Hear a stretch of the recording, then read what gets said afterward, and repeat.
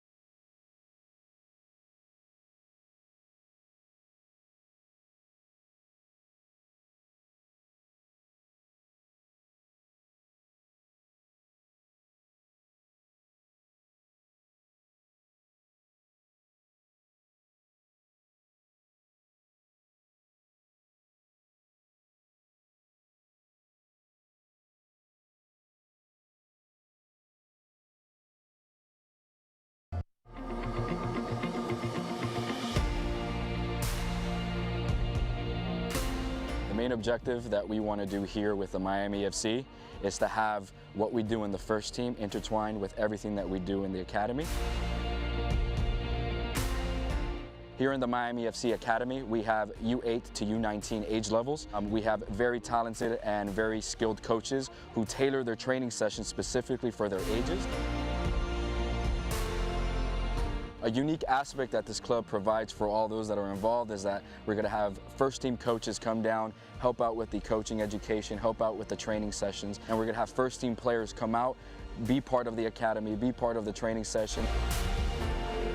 The most important thing that we have in this academy and in this club is family. Family comes first. We want to build a close-knit, family-based soccer club for the community and for all those that are involved. Building up to first kick tonight from Miami, Florida, Ricardo Silva Stadium. It's the Miami FC and Birmingham Legion. Let's take a look at tonight's starting lineups brought to you by Hellbiz Unlimited Rides for $29.99. We start with Tom Sohn and Birmingham Legion. Yeah, 2 changes from the team that lost 3-1 to Charlotte on Saturday. Razak Cromwell comes in for Asiadu, who got a red card in that match. And JJ Williams replaces the very tricky Savania. So 2 big changes, and no doubt Coach Tom Sohn looking for a better result than last time out. Yeah, tough 3-1 loss against Charlotte Independence. And on the other side for Miami FC and Paul Dalgleish, 4 changes to this side. Yeah, lots of changes here, and they won last time out against Atlanta too. So in come Lloyd Sam, Brian James, Lance Roseboom, and Mo Chow. Out go Miguel Gonzalez, who scored the last 2 matches, Harrison Heath, Thomas Granito, and Jalen Markey. So yeah, 4 big changes from a winning team. And of course, for Mario Williams, number 9, we featured him in the pregame. Big part of this attack for the Miami FC. Tonight's referee, Alyssa Nichols. She'll be in the middle wearing that yellow jersey. Of course, Miami FC in those home blue kits, and Birmingham Legion in the road reds.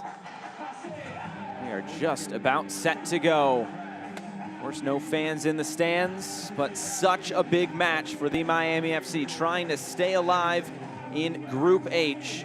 Well, Birmingham, they are looking to keep atop of their group.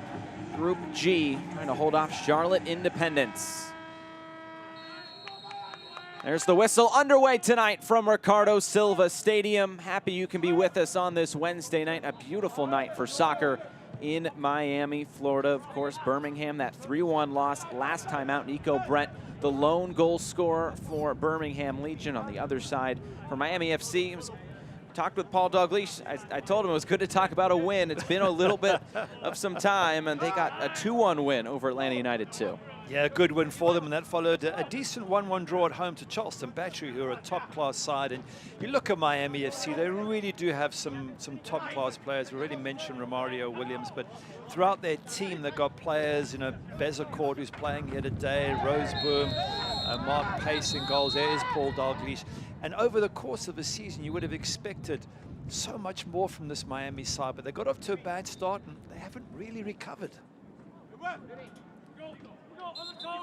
Let's take a look at tonight's keys of the game, brought to you by Root Smarts, where you eat your veggie chips from farm to bag in 24 hours. Well, for Miami defensive transition, they've conceded in every one of their 10 games. They really need to get tight in terms of what they do when they don't have the ball. And for Birmingham, keep the high intensity in the second half. They conceded a whole bunch of crucial second half goals. The first halves have been better than the second half, so they've got to keep that tempo high for the full 90 minutes.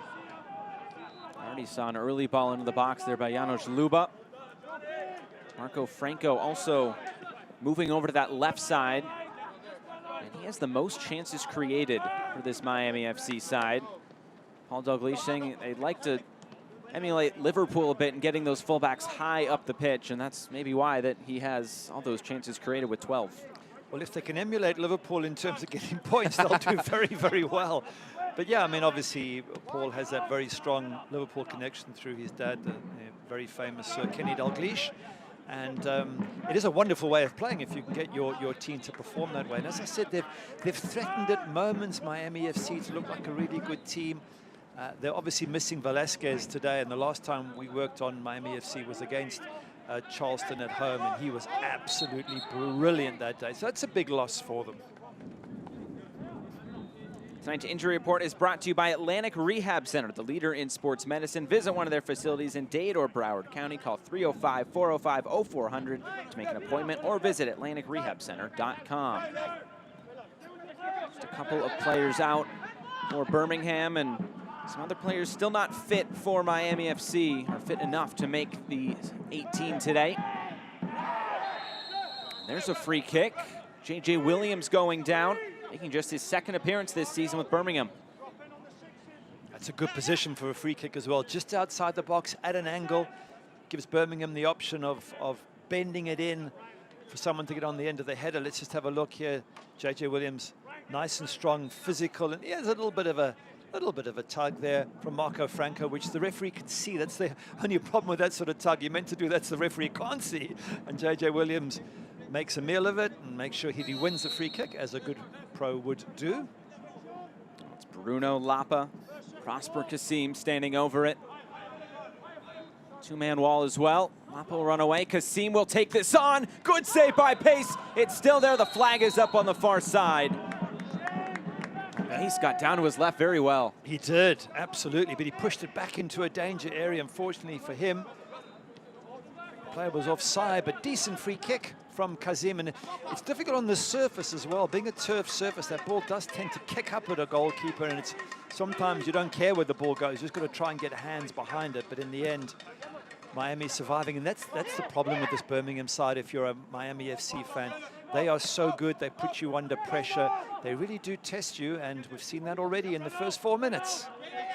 Mark Pace, one of 3 goalkeepers who has seen time this season. This is the 4th start of the season, though, for Pace. And when talking with Paul Dalglish about that decision for goalkeepers, said there's not much between the 3. They're all very different, but Mark is somebody that I trust. He was with the team last year, and trust is usually pretty important as a goalkeeper.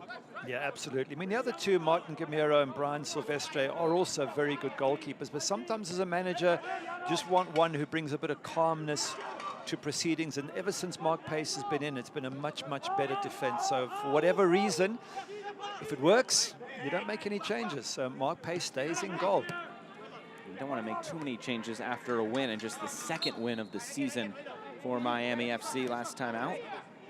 Just to pick up on that, it was Mark Pace who made a save in the dying moments. 95th moment, he made a reflex save to keep it at 2-1. So, and the goalkeepers also earned the right to stay in the team.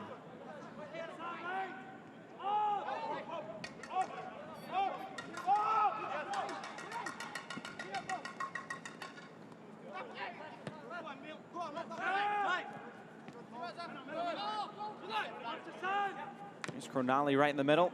2 Cronalis in the starting lineup once again for Tom Sohn in Birmingham. 2 Maryland products. Eli, though, coming via Belmont before he found himself with Sasho Sarovsky and Maryland Terrapins. Here's a look at Tom Sohn.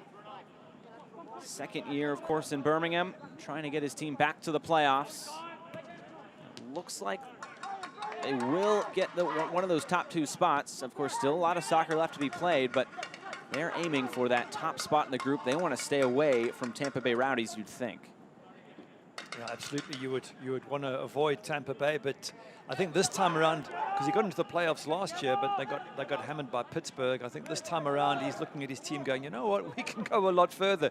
We're a good side. Yes, there's some tough teams we're going to play against, but he must feel they have a chance of going all the way. Trying to play the 1-2 with Neco Brett. Long shot coming, and this will sail wide and out of play.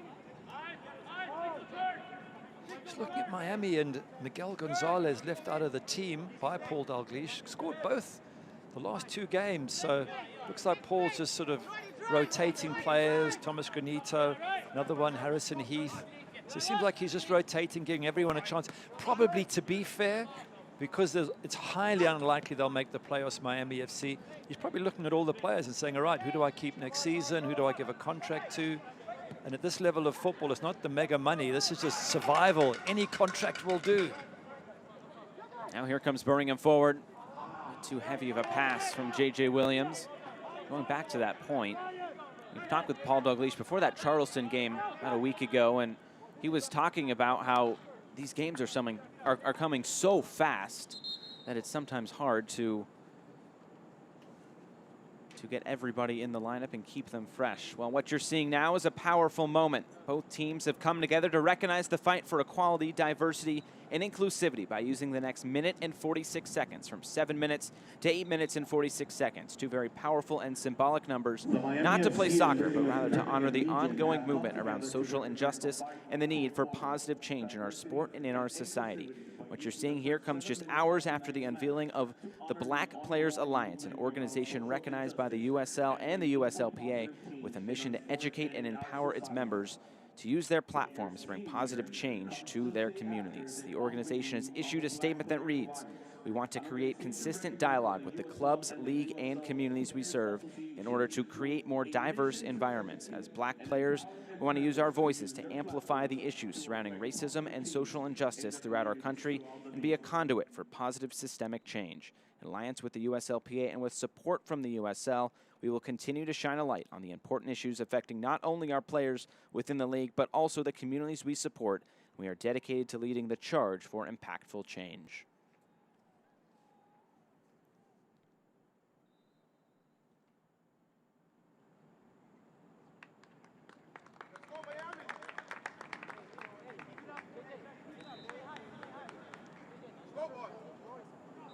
A moment to pause before we get back to the soccer. Always a good moment to reflect. That ball was put out of play by Mark Pace. I believe Miami will start with it right at the back after the throw-in. A little bit of a test for Birmingham as well on this turf. Something they're probably not used to that much. It does affect how the ball is played. Charleston Battery, the last visitors here, said that they took a while to understand the bounce of the ball and how it's different in terms of what you'd expect from grass.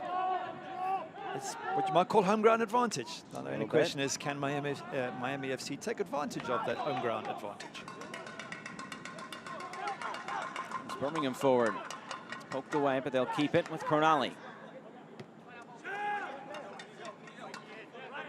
Here's Kasim with Cromwell on the overlap. Kasim's cross in. It took a bounce. It's still in there. Neco Brett deflects it out for a goal kick. Again, good play from Birmingham. It's a Miami home game. Yet all we've seen so far is Birmingham bombing down the right wing, bombing down the left wing, creating overloads, getting balls into the box, winning free kicks on the edge of the box. It must be of concern to Paul Dalglish. He's got to be looking at this and saying, well, clearly Birmingham are very good going forward, but what are we doing to hurt them? The ball over the top, looking for Williams. Just swept away. Roseboom keeps it for Miami. Franco for Luba. Bezecourt able to stay on side to the end line. Standing it up towards the back post. It's kept in here by Miami with Lloyd Sam. Might have been a deflected cross and right into the arms of Van Oekel. Just seeing that Mikey Lopez is playing in a right back position and Razek Cromwell seems to be left back, which is not quite what we had it at the beginning. So a couple of changes there, not quite sure why, but a couple of changes in the Birmingham back four.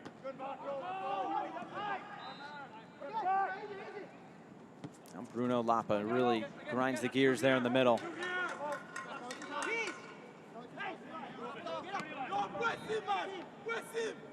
A real good chance Bruno Lapa could be Rookie of the Year this season in the USL Championship. Be well deserved. Bruno Lapa, first season out of Wake Forest. There's a shot coming. Might have taken a deflection. And it looks like it is out for the first corner kick of the match, and it'll come for Birmingham. Mark Pace just organising his defence there. Once again, Birmingham on the attack, putting the hosts under some pressure. As any good goalkeeper does, he gets everyone organised first. Cronali just playing it in a quick turn there, and a strike from Lapa to win the corner. Corner kicks are presented by Demi Pais. Visit demipais.com. Demi Pais, lo nuestro sabor. Standing up right at the top of the box on the volley. Just drill right into the ground. Now Lapa. He'll play this in for Kasim. Lloyd Sam tracking back in defense. Listen, Nichols is going to say that's another corner kick. Well, Miami don't think so, but the referee's given it, so that's the end of the story. It did seem that Kasim had lost control of it at the end. Have a look here, Lapa, very, very good sort of blind side ball there, and Kasim gets it. Yeah, it's his touch, and he loses control of it. Sam had done a good job, but got to play to the whistle. Market cleared away. Now Miami.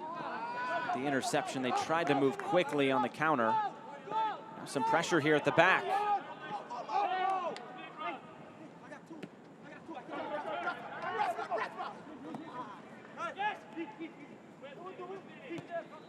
Seem coming more centrally. And we'll play it out wide for Johnny Dean.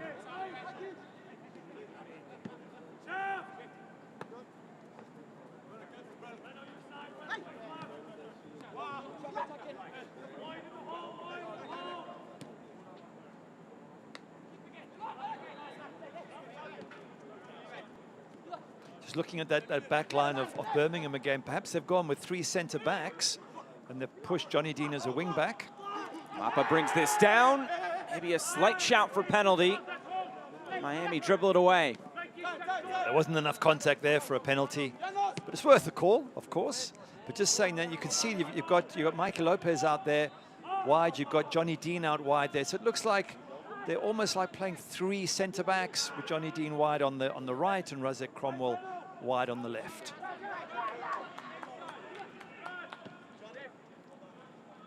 Of course, without their man in the middle, Anderson Asiadu. Second yellow. It's his second red card of the season. He picked up that first one against Charlotte a couple of weeks back in that long weather-delayed game. It was Mikey Lopez who stole a point there at the end. And could that be a crucial point for Birmingham Legion? It was a couple of weeks ago, but every point matters in just a 16-game truncated season. Williams keeps this moving. Good effort play there by Lopez just to knock it out for a throw-in rather than a goal kick. Yeah, good commitment there. He could have just let that go, and he's run all the way and really stretched himself. But here's Lapa on the edge of the box. And is this penalty? Well, there's a coming together. There's a little bit of a elbow use, but you know, a penalty is when you do something really wrong, not when you happen to bump into each other. So referee, I think, on that occasion, getting it spot on. Replay is brought to you by Unanivo Deportes Radio, 990 AM, your home for the latest news in South Florida sports. And you're down for Miami, right in the middle. Miami FC continue playing on. Here's Mo Chow cutting in field. Bezecourt picks himself up off the turf. He's a clever little player, Bezecourt. They've got to try and get the ball to him, because he and Velasquez in the last home game, they just ran riot running at defenses, and he hasn't had much of the ball as yet. This one's sent in by James.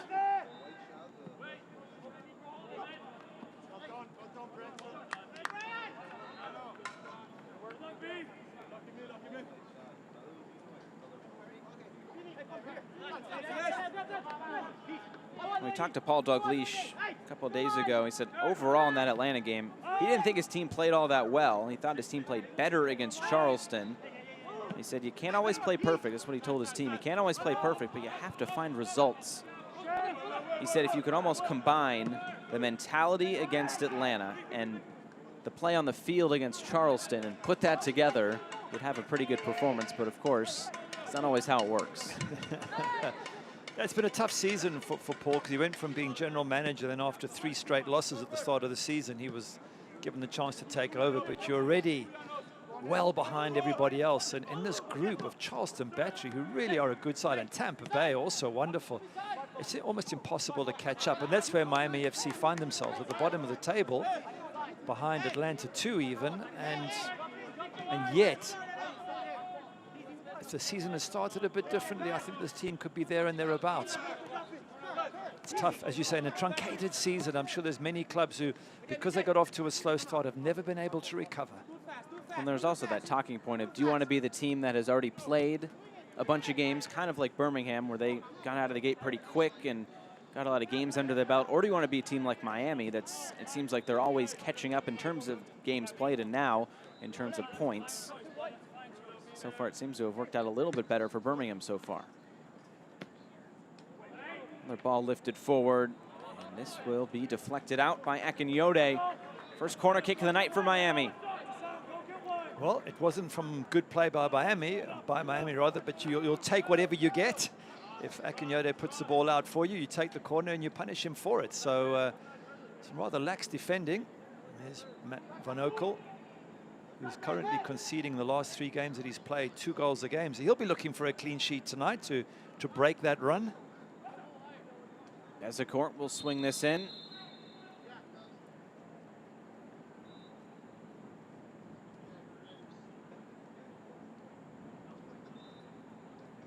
Quick talking to from Alyssa Nichols, tonight's referee.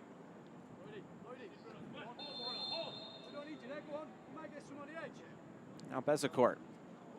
Right into the middle. Ooh, it looked like Indom might have gotten a head on it. And that one cleared away. That was a good head. He had lots of power. He just didn't have direction, did he? He was sort of coming back to get the ball. Have a look at it again. Yeah, he's leaning. He's sort of facing the wrong way almost, trying to head it back. Have a look. There he is, stretching backwards. And tell you what, he wasn't too far away. You could see from Matt Van Okel's response that he was quite relieved to see that one go over the bar. Some pressure there at the back, but Van Okel able to clear it away, but it's a giveaway. Slowly Miami coming into the game. First 10 minutes, Birmingham were very sharp, threatened shots on goal, corners, and Miami have slowly come into it, but then they've given away possession, and that you don't want to do that too often to a side as good as Birmingham. Konali.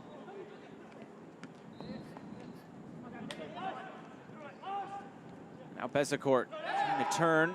He went down. Referee says play on.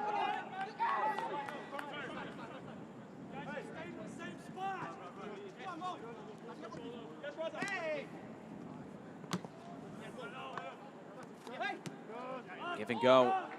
Chow gets it right back. That wins a throw-in.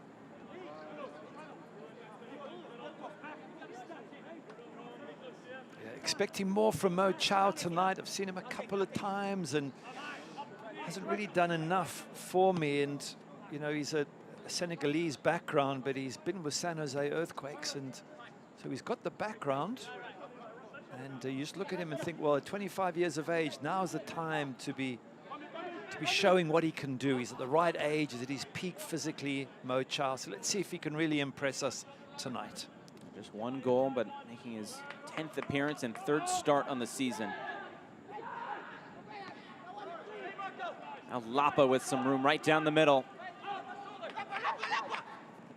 Slow things up. It looked like they had numbers there for a moment.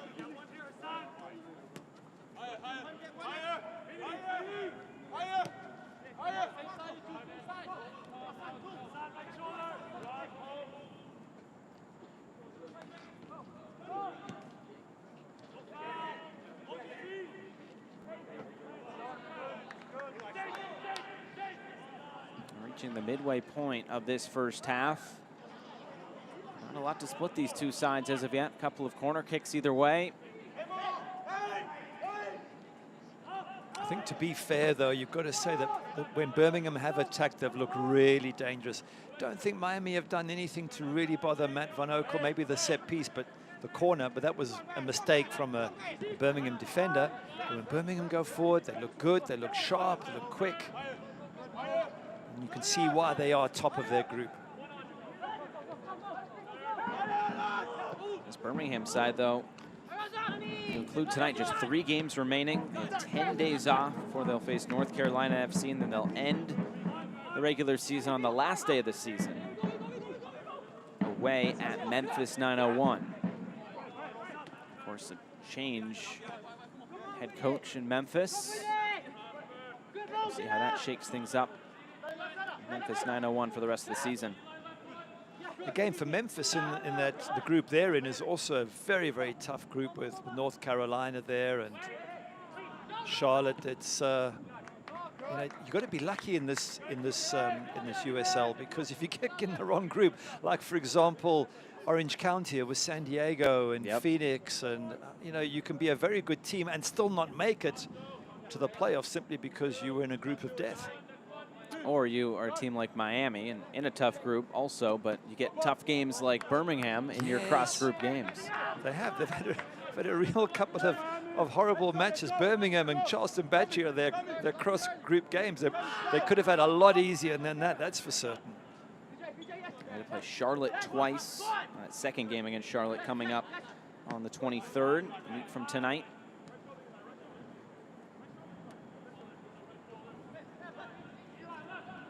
And then what was also considered a cross-group game was St. Louis, but that was all the way back in March.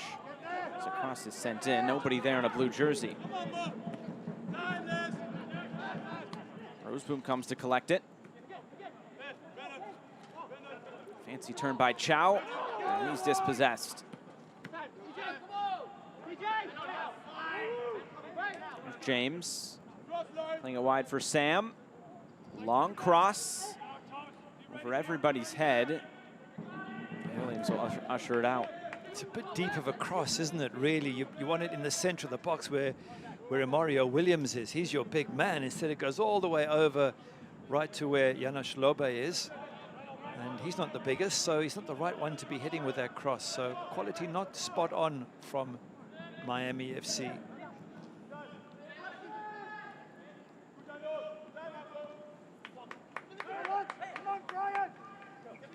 comes Birmingham forward again. Looking to find the space down this left side. A little bit too far out in front.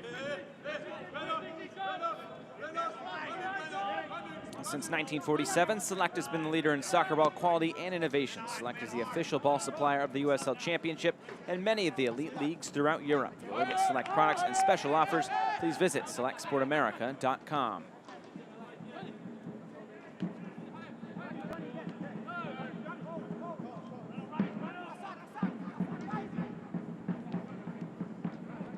You can see Miami dropping very deep now into that low block. Basically saying to Birmingham, if you want the ball in your half, you're welcome to it. And as they come in, then they get tight. And you can see there's not much space between the lines. Very difficult for Miami to get, for Birmingham rather, to get through those Miami defenders. So far, just 7 total touches for Mario Williams. Called his name a whole lot tonight in the first 25 minutes. Didn't really call Neco Brett's name on the other side much either.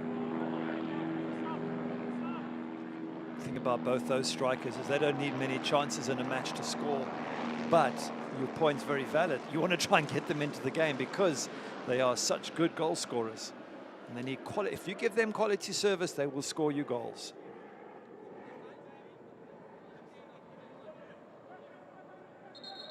"13 goals between the two." Talked with Paul Dalglish about Romario Williams the other day. He's such a gamer. He came here to try to get back into the Jamaican national team. It's definitely a goal for Williams. His career just 25 years old. His first season here in Miami. And Paul also saying to us that he's getting fitter and fitter, which suggested he wasn't 100% fit at the start of the season, that as he gets the match fitness, then he's likely to become an even better player. Lapa for Williams. Just his second appearance here in 2020 after coming on loan from Atlanta United. He made only 1 appearance for Atlanta United, and he picked up a red card in the 90th minute of the MLS's back tournament against Cincinnati. Now here's Williams. Cross coming in, was poked away before it got to Bezecourt. Yeah, Johnny Dean doing great there to come back as a cover defender, because Romario Williams was in on goals. He could see Van Oekel and he was going to try and create something, but Johnny Dean just nipped in there and took the ball off his toes. But again, we were just talking about Romario Williams. Get him the ball and he runs at defenses and he causes problems. So Birmingham can do back the other way. Cromwell will get it back. At least he'll try to. A little bit too far out in front again. Sloppy pass, isn't it? That's a straightforward pass over 5 or 6 yards. Shouldn't really be too much off target there, Prosper Kasim, and I'm sure he would expect better from himself. Birmingham with the 3rd best pass accuracy in the USL Championship with 82%. 7th most passes in the league as well. It's very well connected.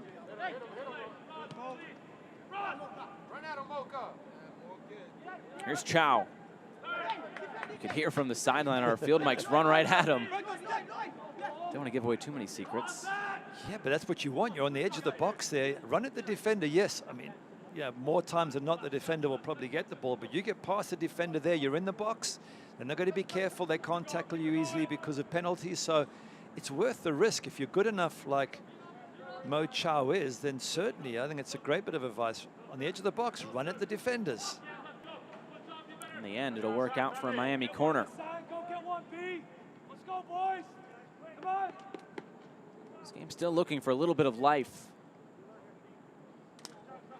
If anything, the life has to come from Miami FC. They're the ones that need the win. They're the home side. Birmingham is sitting on top of their group, so really is up to Bezecourt and company to make something happen. It's Bezecourt again. Last time it was a header for Indom that went just a little bit too high. Bezecourt whipped this in again. Back post. Handed away by Alex Cronali for another throw-in. he's got about a 4-inch height advantage over anybody else in the in the Miami team. He's huge, isn't he? What is he, 6'4", Alex Canale? His first season with Birmingham, he started every game, all 13. Williams might have pushed off. Yeah, might have. A big hand came out. Try to give him the benefit of the doubt. I'm just talking about Matt Van Oekel and saying that he's been conceding 2 goals a game these last few games that he's played, and he'll want to do something about that.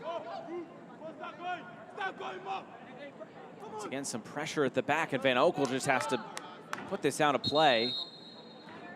I think he's saying to the fullback, get it down the line. Don't give it back to me when I'm under pressure. It's the second time already where he's just had to clear it like that.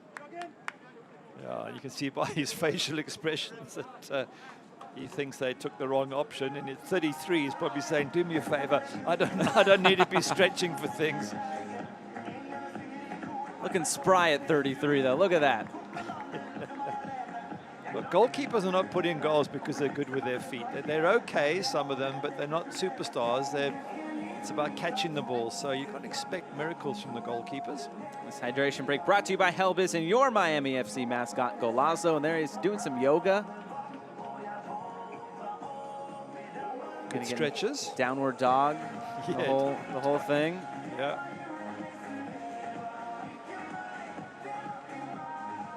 We're getting down to the nitty-gritty of this USL Championship season, and some teams are starting to rise to the top. Pittsburgh Riverhounds, they clinched their playoff spot over the weekend. They're looking pretty solid, but Charlotte Independence also slipping in there at number 9. Yeah, Pittsburgh had a good 5-0 win. They're looking fantastic. Louisville City as well. Phoenix Rising, they were 6th. How they even were ever not in the top 3, I don't know, because they're unbelievable. El Paso coming big, San Antonio losing their unbeaten record, but these are all good sides. You could look at any of those top 10 and say one of them could be champions. Of course, you're going to go to Phoenix Rising probably first because, I mean, they're scoring goals for fun at the moment. But, you know, Pittsburgh, a solid team, and San Antonio got 2 wonderful youngsters up front, super talented. So top teams. I mean, it really is a very loaded, talented USL league that we have here, both East and West. Very impressive.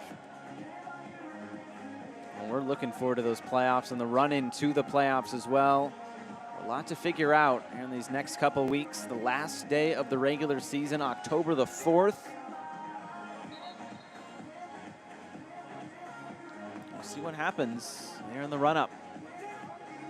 Golazo leaving the pitch. Well, we hope we do get a Golazo at some stage. We are hoping.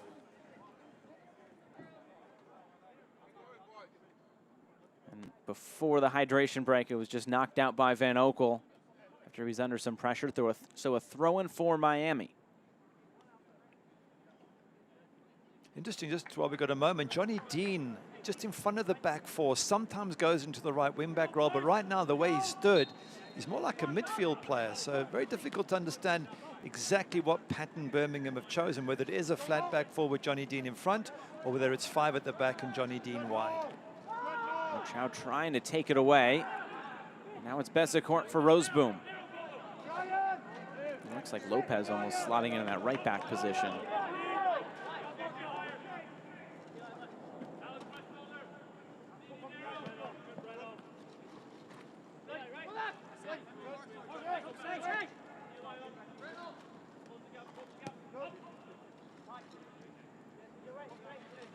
So far, just 3 shots combined in the match. 2 for Birmingham, just 1 for Miami.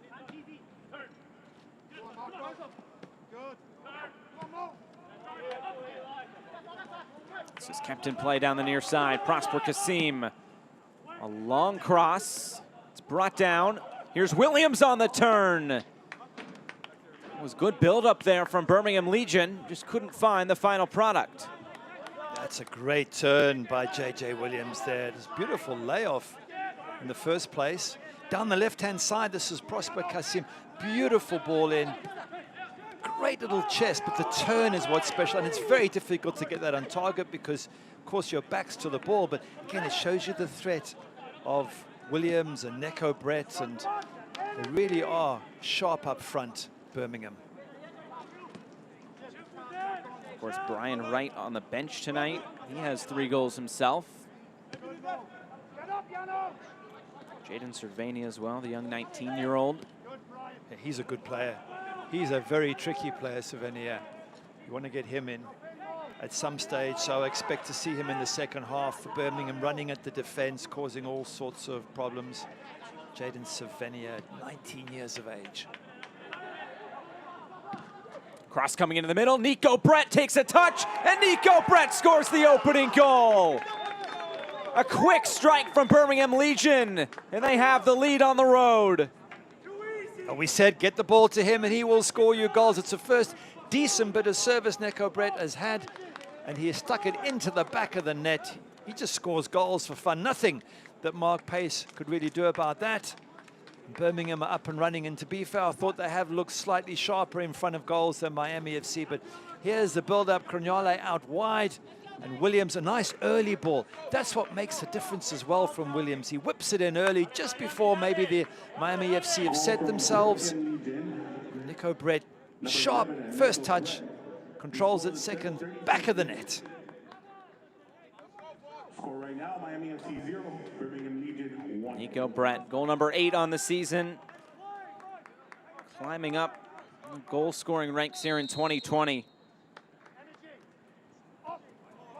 Coming off of 2019 with Pittsburgh, where he scored 17 goals. And the year before that, it was 15 goals in 2018.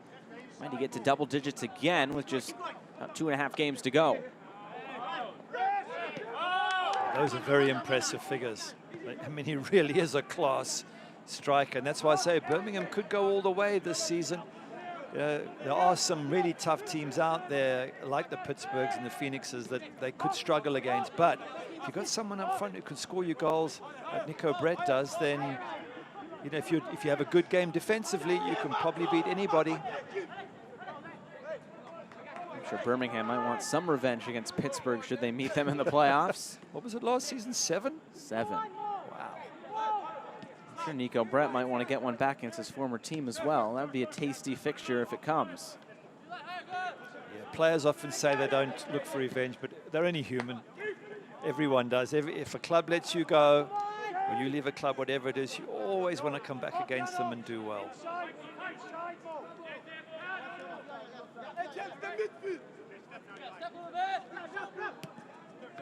Well, now on the other side for Miami, they haven't had too much going forward tonight. Just a couple of corner kicks. Now they're going to need a goal. Probably at least a couple. Here's Bezecourt. Johnny Dean takes him down. Free kick, Miami. Yes, we were talking about Bezecourt earlier. You get the ball to him. He will run at defense. He's a great feet. And he has won this free kick in a very good position, just outside the box. He just nips in here, reads it perfectly, takes it, and then he gets his body between the defender and the ball. That's what he does so cleverly. And once he's done that, and Johnny Dean has to tackle him from behind and give away the free kick just on the edge of the box. A yellow card also issued to Johnny Dean.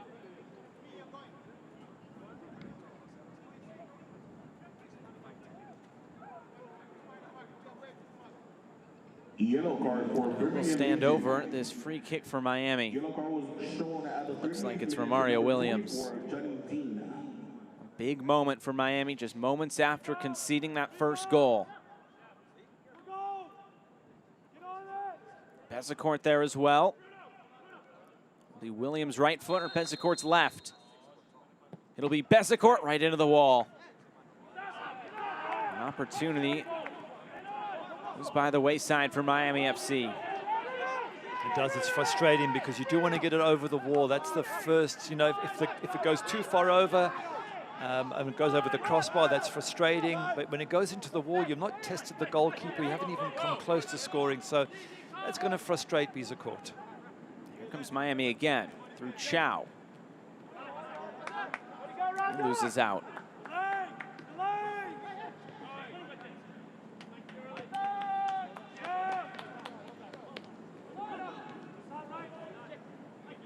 Lopez coming centrally.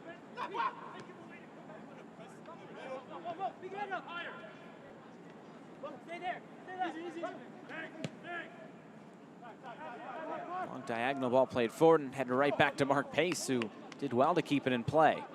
Yeah, Brenton Griffiths gave him a header with a little bit of pace on it. Like he wasn't too far away from the keeper. So I've seen those fly in the back of the net if you don't get your direction right. Just place that over the top for Williams. Once again, snuffed down here by Birmingham.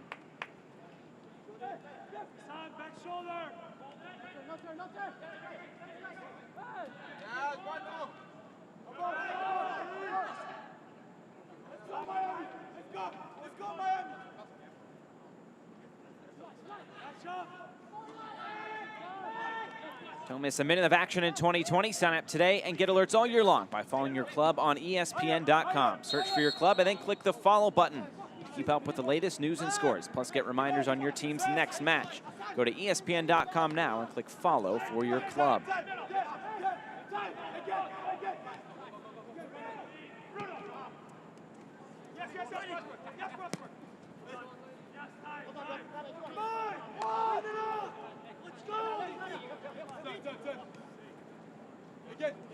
You can hear the coach, Paul Dogley, saying, come on, let's go. You know, they're at home, they're 1-0 down.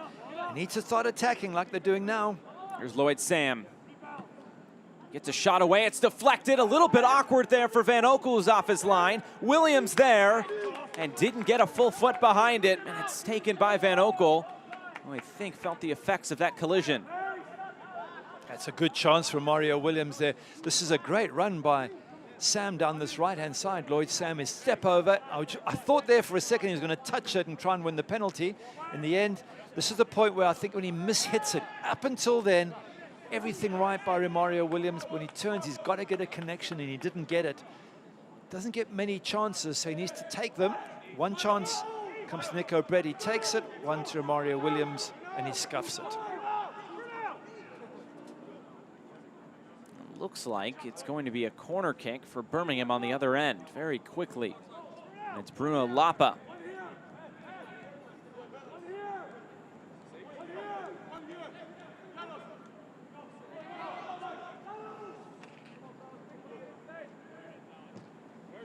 Driven in, Cronali up for it. 2-0 to Birmingham. And it's a corner kick, finding the big center back for goal number 2.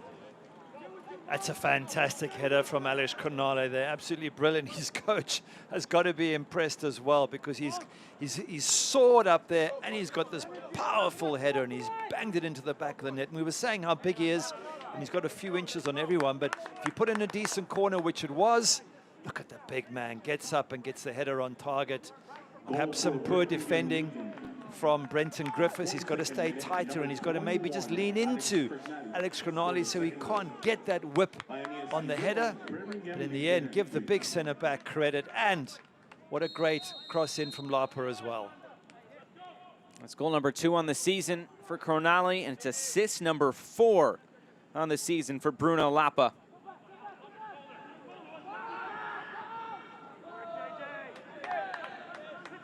Just sense that Miami's season this is the last thread for them. They had to win this match to stay alive, and looks like they're struggling here, and it'll be very difficult to get back in this match. Birmingham want more. This is a good bounce back for the Legion. They're just 1-2-2 in their previous 5 matches, but they started 5-1-2. in their opening 8, so it's been a struggle as of late, especially after that 3-1 loss. The biggest defeat of the season. So far, so good in this first half against Miami. And sometimes if you're playing well, a defeat's not a bad thing, you know, especially as this is a knockout. It's not like you have to win the league and win every point. Because by losing, it just reminds you that, hey, don't get ahead of yourself. You know, you need to keep your feet on the ground. Lapa, as it poked away, he regains possession. Now Williams, right up over the top for Lapa, who brings it down and wins a corner. I thought for a second Lapa might have tried a volley. As it came over the top, he had the goal in front of him, but it was a very difficult technique, volleying a ball over your shoulder. Instead, he brought it down and tried to maneuver his way, and in the end, he does win a corner. Another bit of pressure from Birmingham, which must be worrying coach Paul Dalglish.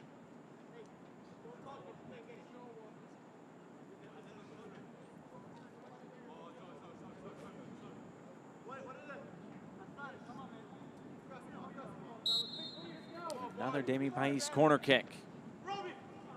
Whipped in. I think Pace might have gotten just a slight touch on it.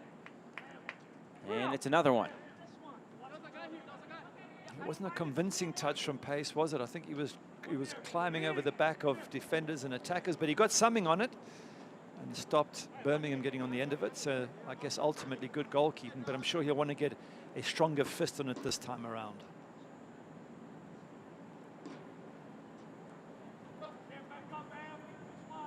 It's that same corner which they just scored on from just a moment ago.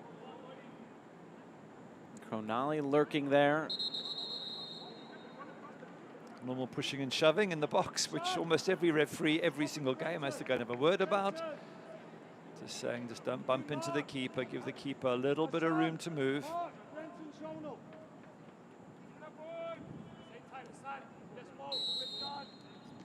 This one played short. It's the top of the box, driven in low. Miami able to just knock that clear as we get into 3 minutes of stoppage time. It's presented by Miami FC Youth Academy. And now here comes Birmingham again. A good touch wide. Here they come, the Legion. It's blocked, and then it's put in.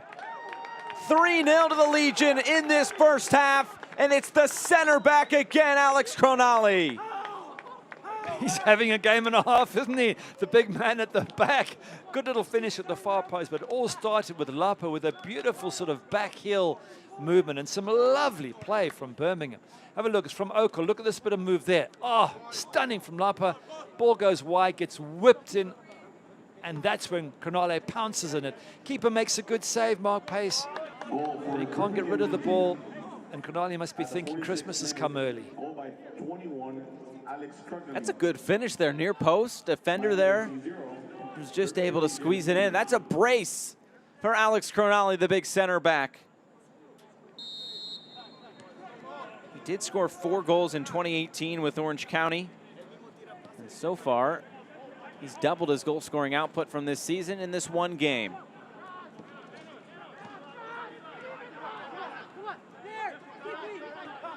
It's tough now for Miami. They've got to keep their chins up, but this is a bit of a drubbing at home, and at a time when you're sitting bottom of the table, it's hard to find that energy. But I guess the players have to remind themselves, as we mentioned earlier, they're playing for contracts for next year.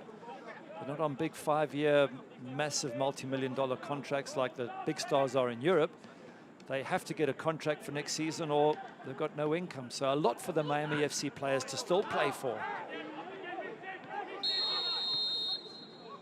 And a foul will send it back to Birmingham Legion.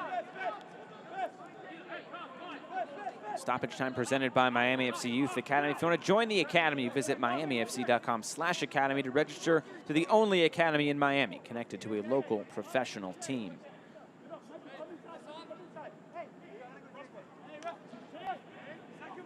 The last goal, by the way, started with Matt Van Okel with a lovely ball from the goalkeeper, driven right into the middle to Lapa, who then flicked it with the back of his heel. So well, you've got to give the goalkeeper some credit there as well, I guess. Hockey assist.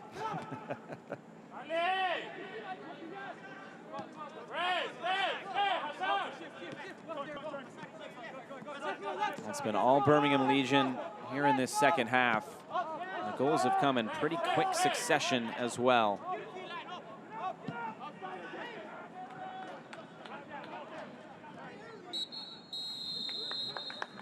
And there's the final whistle in this first 45 minutes. A tough first half for the home side. But right now, it's the Alex Cronali show. 2 of the 3 goals tonight for the road side. And they are looking to get back on track with 3 points and in the win column. And of course, a long way back for Miami FC tonight. Halftime is presented by Helbiz Unlimited Rides for $29.99. Well, Cronali with 2 goals. The normal goal scorer with Neco Brett, he got 1 as well. And Miami FC just looking to get on the score sheet tonight. A big second half upcoming if they want to save their season. Halftime here from Miami.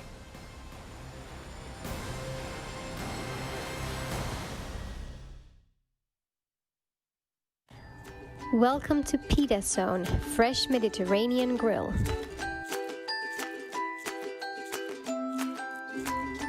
Halal certified, it's South Florida's choice for healthy and deliciously authentic Mediterranean flavors.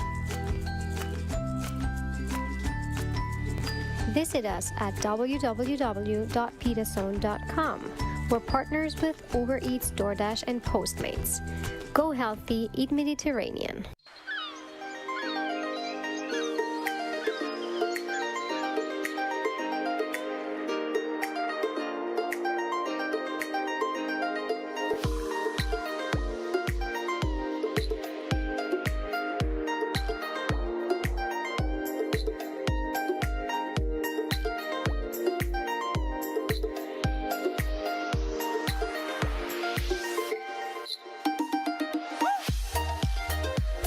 Les presentamos a Unánimo Deportes Radio, la nueva alternativa de la radio deportiva en los Estados Unidos.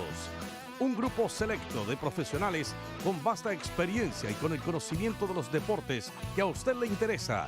Los invitamos a que vayan a escuchar Unánimo Deportes Radio en nuestras afiliadas y TuneIn.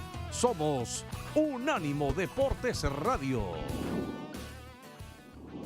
Unánimodeportes.com.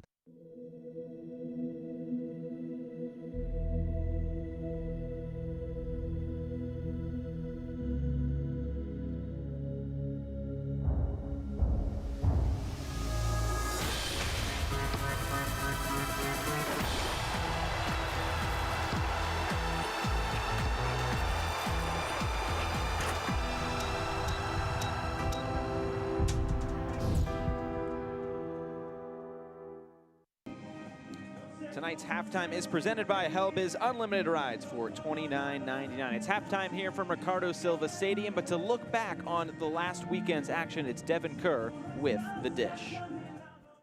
3 days, 4 groups, 5 games. Let's get it. The Dish, Friday, September 11th. Phoenix Rising hosting Las Vegas Lights. If the Lights want anything of a sort of a chance to get back into this in Group B, they got to get a victory. Instead, Phoenix Rising skips the entree, the appetizer, the dessert, and they go straight to the dishwashing room. They do the dishes themselves. 5 goals from Phoenix Rising. Dadashov twice, Flemings, Stanton, Beccaro. De La Fuente grabs one in the 82nd minute. But I think the key thing here is Phoenix Rising attack is finally back on track, and they are once again the Western Conference wonder. Let's transition. Group F, Pittsburgh against Hartford Athletic. Okay, can they repeat a performance of just a few short weeks ago on August 28th? I'll tell you what, I'm going to spoil it. I have to. They took him to the candy shop. 5-0. It was so much better than the 3-0 drubbing just 2.5 weeks ago. Ryan James, Anthony Velarde, Mensah, James, Mensah, Mertz. I mean, the names just flow together like the salmon of Capistrano. You gotta love what's going on. The Pittsburgh Riverhounds might be the best team in the Eastern Conference. 14 goals for, 0 goals against in the last 4 games. Hartford, you want to make a run of this thing? You got to beat Pitt, Red Bull 2 down the stretch. Group E, this was a big one. This was going to be the 1-2-3 punch of who could finish it off. Unfortunately, there were 3 punches thrown. All of them came from Louisville City. Antoine Opino, his first goal in 2020. And check me if you've heard this before. Cameron Lancaster back of the net. Yep, that's his 6th on the season. You would get, yeah, it's not Phoenix Rising. It's Jason Johnson. He gets his first goal in a Louisville City uniform since the recent acquisition. Their last loss, by the way, July 29th against Sporting Kansas City 2. St. Louis doesn't exactly have their fate in their own hands. Down the stretch, Indy twice, Sporting Kansas City 2, Louisville. Make a run. B and C, let's go back-to-back. The unbeaten team of San Antonio FC doing battle against who? El Paso Locomotive, who has not been given enough credit in my opinion. You go back and forth. Penalty on one end. Let's go penalty on the other. Anything you can do, I can do worse. Andrew Fox, Brent Coleman, the loanee from Minnesota United, takes it down. Solignac, yeah, do his dishes. That's downright disruptively filthy. But guess what happens? This title fight went back and forth. Mitchell Tainer on the side takes down Salgado. Ball gets lofted in. Mitchell Tainer knocks himself out. The unbeaten are finally beaten. Good on you on Paso Locomotive. Now let's check this out. See, Cammie Palmer gets in the way in the slip and slide of Miguel Berry. Guess what? Guido just buries it in the bottom corner. Happy to take advantage of that. But he's seen enough for the night because, watch this. Check, please. It's rude. It's filthy. It's delicious. Dessert served on a platter by San Diego Loyal, who are on a nice little run of their own. By the way, we'll be here all week. Don't forget to tip your server. Thanks for joining the dish. We'll see you out there. Stay thirsty, my friends. Halftime here between Miami and Birmingham. Let's go check out what's going on around the rest of the USL. Oakland. The town. A world-class city where it's not just about where you're going, But it's also where you come from. See, here, there's always room at the top. where sky's the limit. But roots help keep you grounded. And this is town business. If you know, you know. Some might say it's rough around the edges. But we all know that the flavors are in the margins. It's a family affair out here. It's all eyes on we. Hold it down for the people holding you up. These things matter to us. It is let's go Oakland over and over and over again, where East Oakland and West Oakland meet. Show the town love. And the town will love you back. Oakland, forever.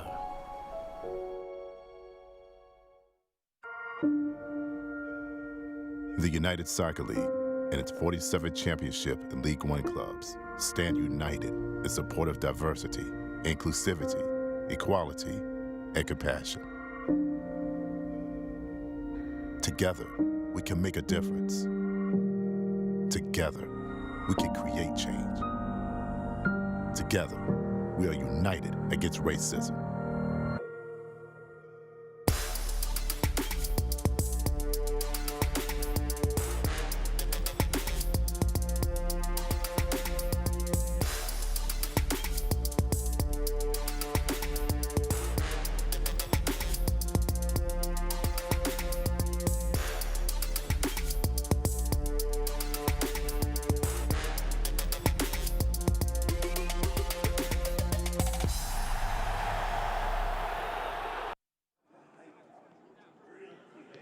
Halftime here between Miami and Birmingham, 3-0 to Legion FC. It's been a busy weekend and week in the USL Championship. Let's take a look at some news and notes from around the league. And there will be a new team out west, Oakland Roots. They are joining the USL Championship at the start of the 2021 season. That's got to be one of my favorite new badges in the league for Oakland Roots right there. It is very, very different, isn't it? I wonder if their shirt's going to be multicolored as well. Well, it looks good. And of course, Pittsburgh Riverhounds, they're the first team to clinch a postseason berth. They have been really stellar all season long. Of course, we look ahead. The schedule starts Friday night in the USL Championship out west, a big match for Orange County. I know you are pretty keen with that team this season. Yeah, I thought they're very, very good, but they've got San Diego in their group. They've got Phoenix as well, and they need to beat Las Vegas Lights. If they don't, there's a good chance that they won't make it into the playoffs. And, having seen them, I think they're one of the top sides in the country.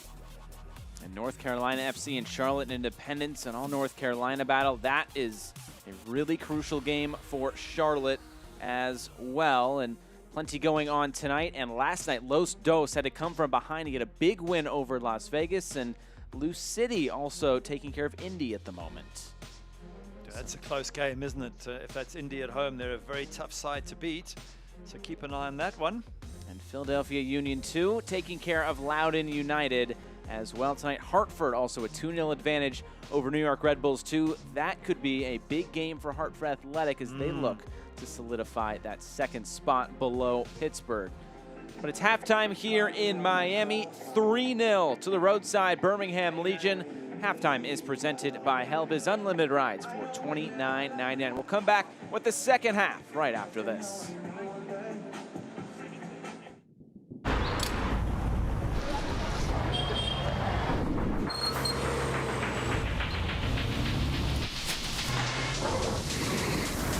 But now, to move forward, to start running again, we have to change.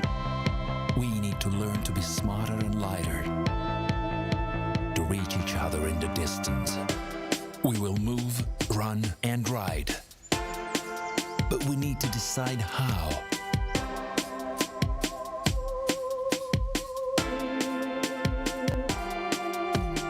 Because because our choices can change everything.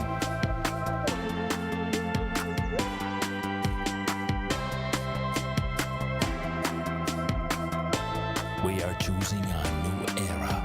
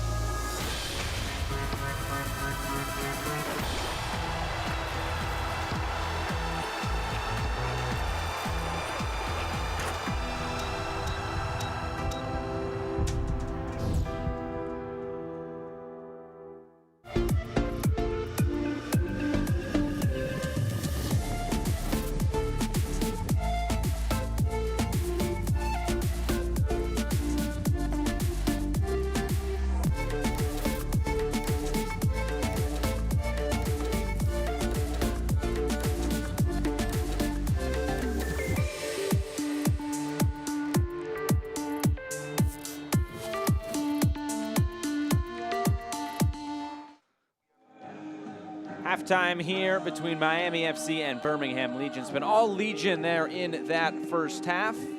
Let's take a look at our halftime highlight. Snack time brought to you by Root Smarts, the new taste experience healthy snack. And it was Birmingham on the front foot here early on. We start in the 4th minute. They would get a chance just outside the box.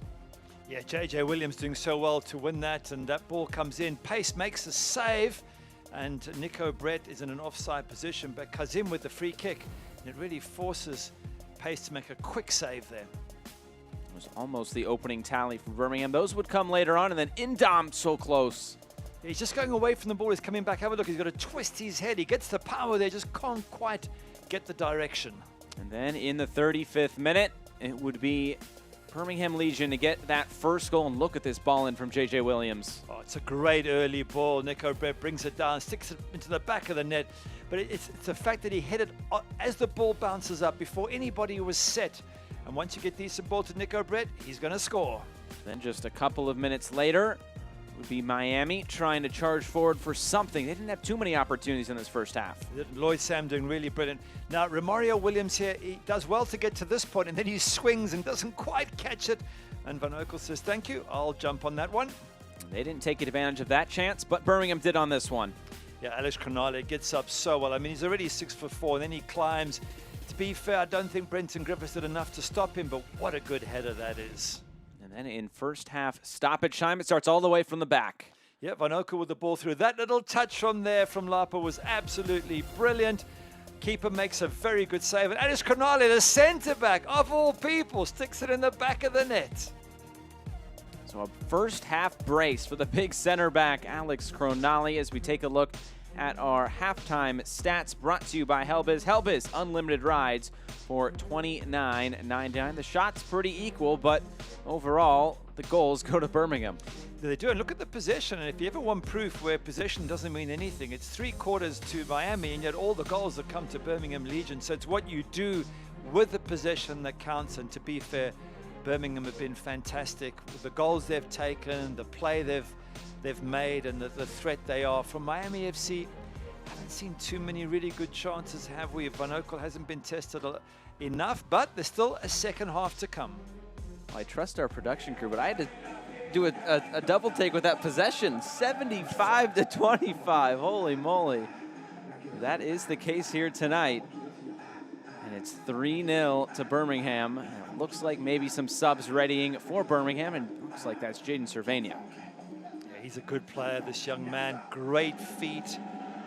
Won a penalty for the game in one of the recent matches they played, and very impressive. And Harrison Heath's coming on as well for Miami FC, so they're making a couple of changes. Granito as well coming on, so it's all happening here. Looks like Gonzalez as well.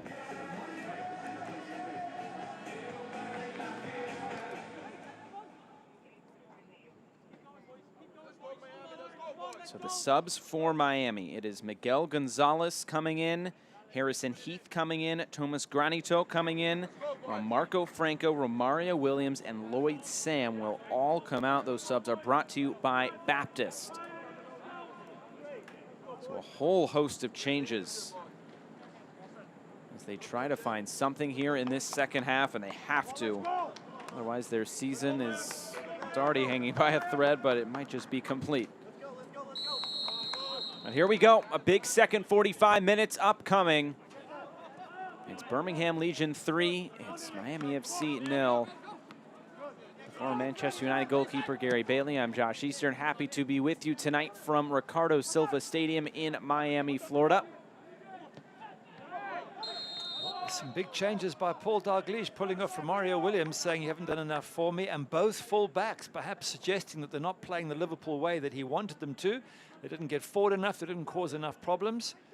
So those three are off, and Harrison Heath, one of the three that comes on to show that they can do the job. Three substitutions. Harrison Heath, a big part of this team this season, Number 14, Lloyd Sam. making his 11th appearance tonight. He started 9 games. Brings a lot of positivity and energy into the middle of that pitch, and that's what they need. And Granito also, he has either been an assist or a scorer in the last 3 goals. Falls for Neco Brett, he goes down. Referee says all ball. Well, I'd like to see that again. That looked very close to a penalty. And once again, when Birmingham create chances, they're really, really dangerous. Here, the ball is bouncing around in the middle of the Miami box, and they so nearly took advantage of it.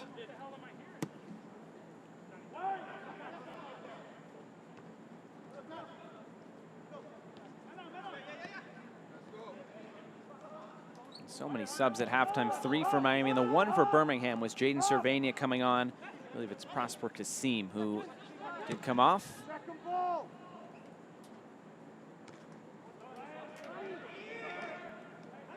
Jaden Cervania has played a big part in his Birmingham Legion team this season. 2 goals and an assist in his first pro season. His brother is Brandon Cervania, that of FC Dallas, and of U.S. youth national teams as well. But Jaden has actually played for the Puerto Rican national team at the CONCACAF Championships in recent years.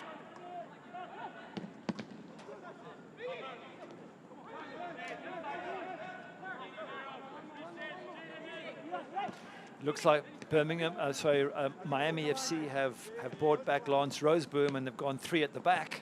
And that's allowed Harrison Heath and Benito to push forward. So, yeah, a change in tactics from Paul Dalglish, a change in personnel, and obviously he wants a change in the goal scoring, which in the first half was a blank for Miami. That's a spot Roseboom has played this season. And maybe more of a natural center midfielder, but can also slide back into that more defensive position. Tonight's injury report is brought to you by Atlantic Rehab Center, the leader in sports medicine. Visit one of their facilities in Dade or Broward County. Call 305-405-0400 to make an appointment or visit atlanticrehabcenter.com.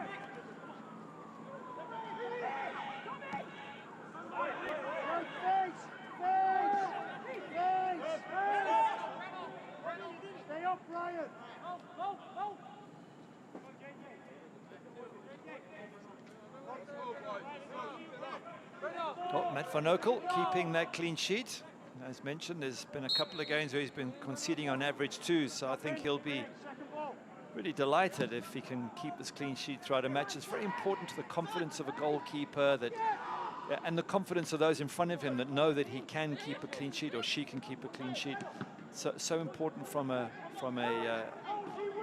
spreading of confidence as a goalkeeper. Their last clean sheet came back almost a month ago. August 15th against North Carolina FC, a 2-0 win for Birmingham Legion, but they've kept just 3 clean sheets this season. One was on opening night against Memphis, the other being the week before that one against North Carolina against Atlanta United 2, a 1-0 win for Birmingham Legion.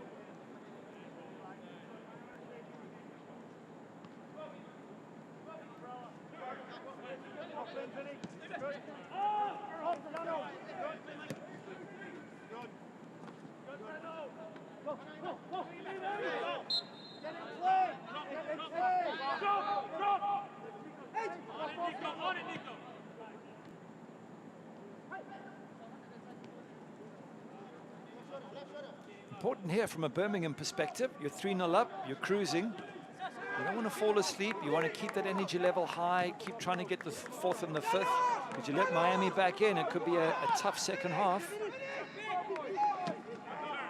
Escort has his shot blocked down. Williams just sends this airborne. Fight for the loose ball there on that far side.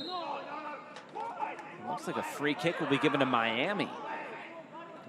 Jaden Savania a little bit confused. So too is the manager, Tom Sohn. They don't get it either. The young man, 19-year-old, is complaining to the ref, but decides he needs to get on with the game and start defending, which he does there with Neco Brett. Lapa joining the wall as well. You wouldn't think he was 3-0 up, would you? Never content. He's trying to push his team to higher and higher levels of perfection because he knows there's going to be a lot of tougher games still to come if he wants to get his hands on any silverware this season. This ball taken and caught right by Van Oekel in the middle of the goal.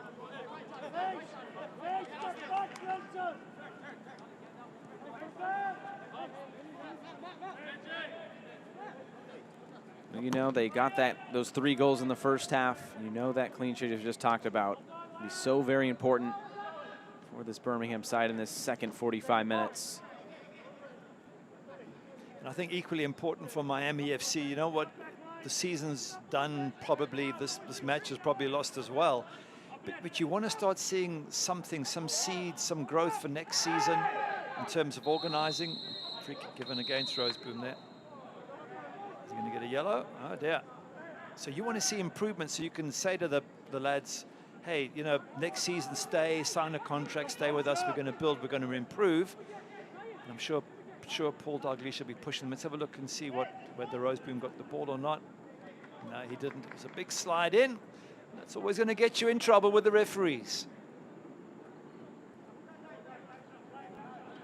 Replays brought to you by Unanimo Deportes Radio 990 AM, your home for the latest news in South Florida sports. Roseboom into the book now for Miami. And a free kick from that left side for Birmingham Legion. Whipped in near post, looking for that flick. Cornali's on a hat trick now. He's looking for that third goal. Good cover there from Mikey Lopez. If he didn't get that ball there, there was a counter-attack on. There's Johnny Dean trying to just slip it through. Miami getting a deflection in. Can Miami counterattack? Some room to work down this left side. It's Janos Luba. Deflected cross comes in towards the top of the box. And Lopez is there again. He hit it off the head of his own teammate. Finally, it's not clear. Space to run into. The match is getting a little bit stretched from one end to the other in the second half. Obviously, very humid out there in Miami. A lot of room for Cervani down this right side. He does keep it in play. Trying to look for an avenue to cross. And he gives it away. He's got a lovely left foot though, hasn't he? Savania, and at 19, I haven't seen a lot of him, but it wouldn't surprise me if he goes on to bigger things because he's that comfortable on the ball and he's that creative that you would think there's a lot of future ahead of him in this game. It's pretty cool for Cervani getting to play for his hometown team, just their second year. Birmingham, Alabama native. He won a penalty in the recent match against Memphis. Great dribbling skills on the edge of the box, got brought down, and Lapa took the penalty, and that was all because of Jaden Savania. They got the flick, it looked like, from Mo Chow. Here comes to Cervani, who's now in a defensive role. Now Heath. Gonzalez plays it wide. Looking to get it back. Akinyote stepped in.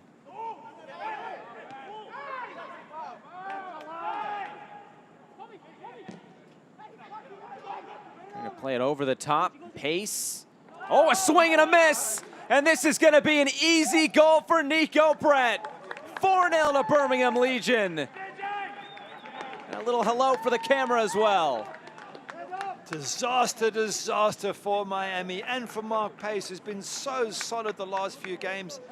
Took a swipe at that and totally missed it, and Neco Brett made him pay for it. But good ball here. Have a look at this.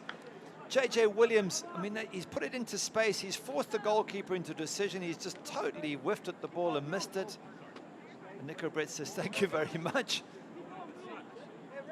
And as I say, goalkeepers are goalkeepers because they can't play out, and you don't want to take too many risks when you're at the back. And for some reason, Mark Pace just totally misses that with his left foot. Number 11, and this has just become easier. And we did say at the second half. Hey, Neco. He says, hey, well done, Neco. That's your second. Keep going.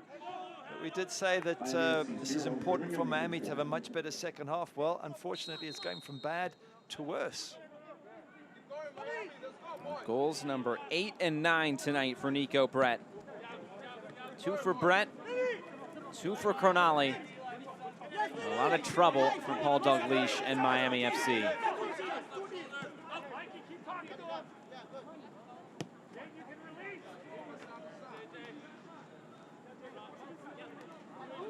Roseboom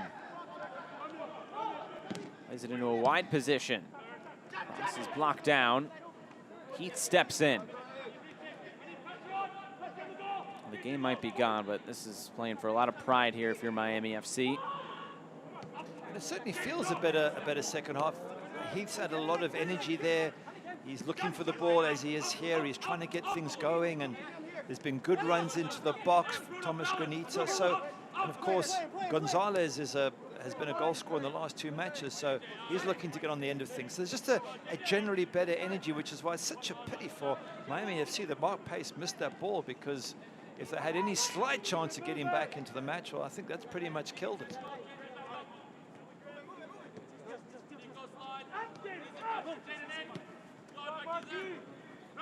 Still a lot of possession for Miami. A throw in here won by the home side.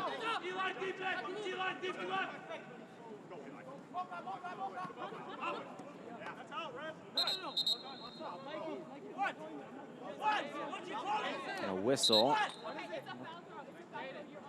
I think here say foul throw. Yeah, foul throw, which from a professional shouldn't happen these days. I mean, if you're coaching U12s, you might stop them and say, oh, it's a foul throw. But really, as a professional? Yeah, you don't see that every day.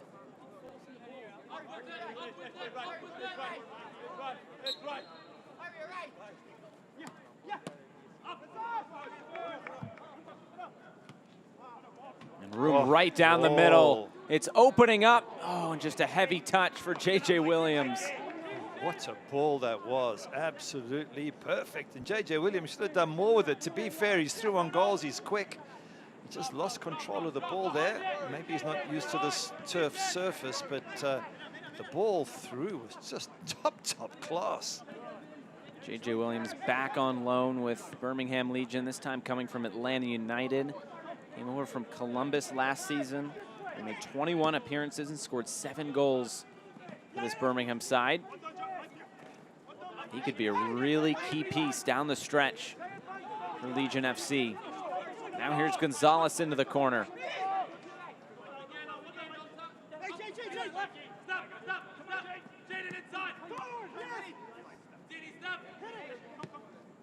Ball clipped in. Oh, it was a good idea by Heath, but Van Oekel made the catch. It was a very good idea, and he wasn't too far away, just a yard more to the right, and that would have been a great ball there for Brian James. But that's the idea. At least it's a positive approach. It's putting balls in danger areas and looking to get players on the end of it.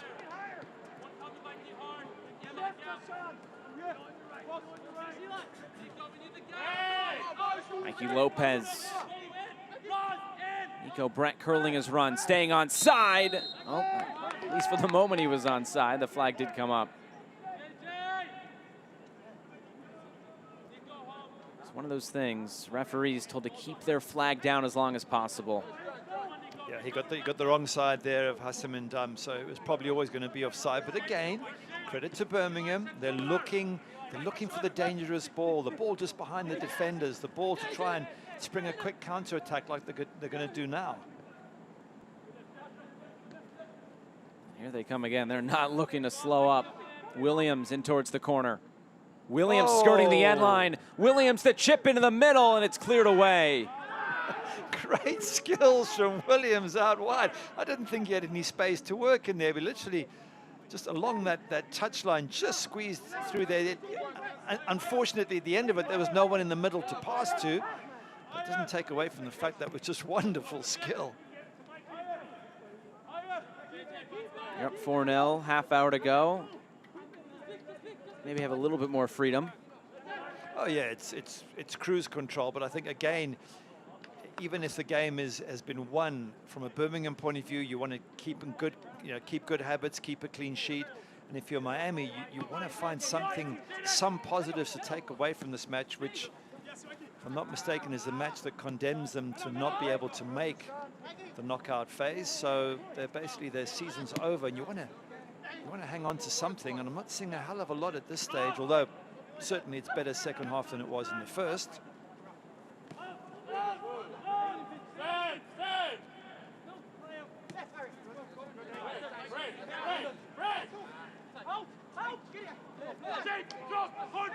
Heath able to take it away. As Eli Cornali hit the turf. Luba's calling for it. Instead, Bezecourt switches the field of play. Just out for a throw-in. Let's go back and look at that Williams. Oh,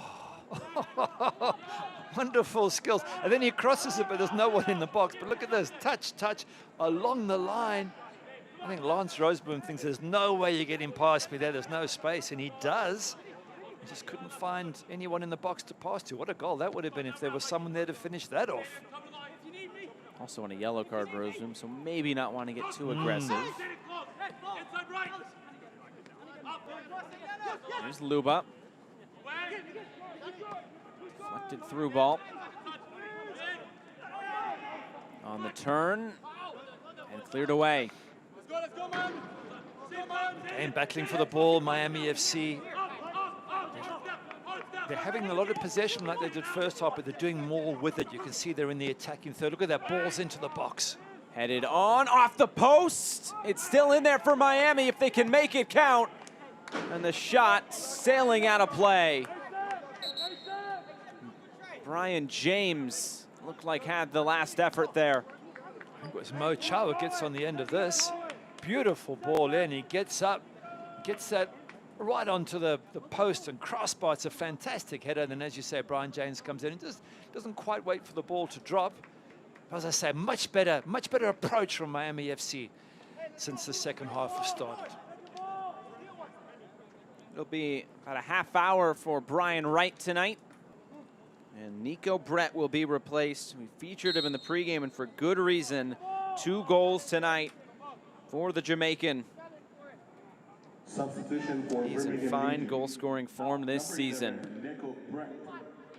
In number 7. He certainly is. You've got a player like that in your team, you can go far in this tournament. And it was Mario Williams who was talking about trying to get back in the Jamaican team, but you think Neco Brett has more chance if he keeps scoring like this.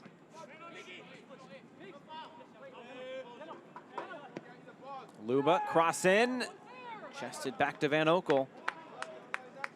There are so many good Jamaican players in the USL Championship.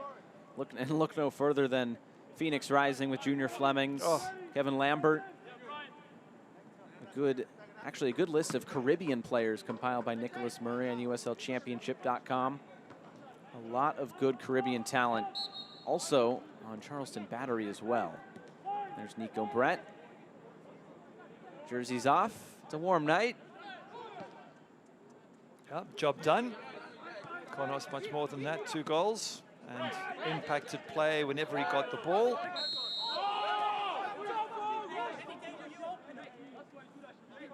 I just wonder what Paul Dalglish will think of this going forward. He was the general manager. The referee's going to have a little word here.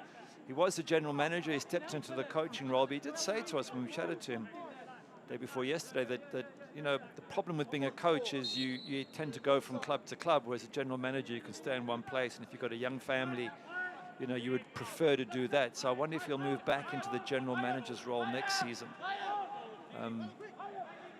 Because it is a big job here to make this Miami FC into a top-class side. And I think tonight has shown Paul that it's going to take a lot of work, and maybe he'll feel more comfortable bringing in a manager to do that while he oversees the process.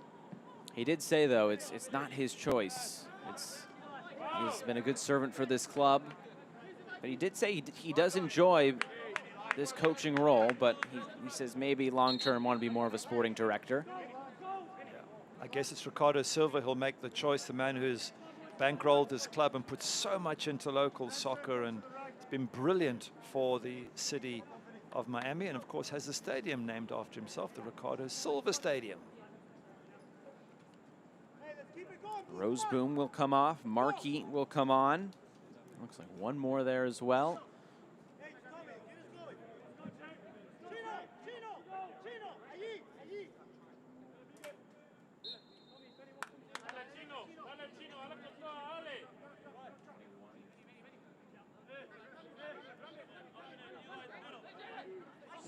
Looks like it's Hector Morales also coming on for Vincent Bezecourt. Number 45, Jalen Markey. Out number 7, Vincent Bezecourt. In number 21, So Hector Morales makes his 3rd appearance of the season. And Jalen Markey will make his 6th appearance.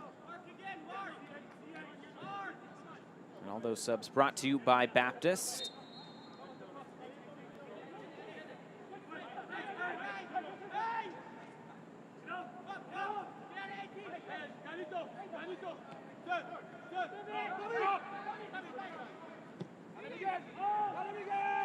Long ball played over the top.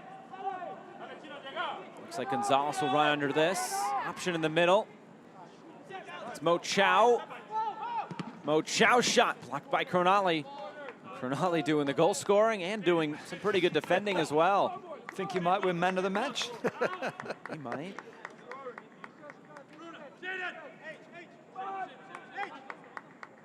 Ball whipped in there to Mo Chow, and he is a big, strong unit. And once again, as you say, Cronali just having an absolutely fantastic game at both ends of the pitch. Corner kicks presented by Dami Pais. He's met there at the near post. Sent in again. You can hear Van Oekel telling back line to play a bit of a higher line after the corner kick. Gonzalez whips it in again. It was a good ball. And Miami will look to keep it in. Heath teeing one up and headed away again. Good defending here from Birmingham. Yeah, and I'm sure the coach will be happy with this because he wants to test his players. They've won the game. They're comfortable with that now, but he wants to see if his defense can get more work to do, get tested so they're ready for the knockout games that are going to come soon.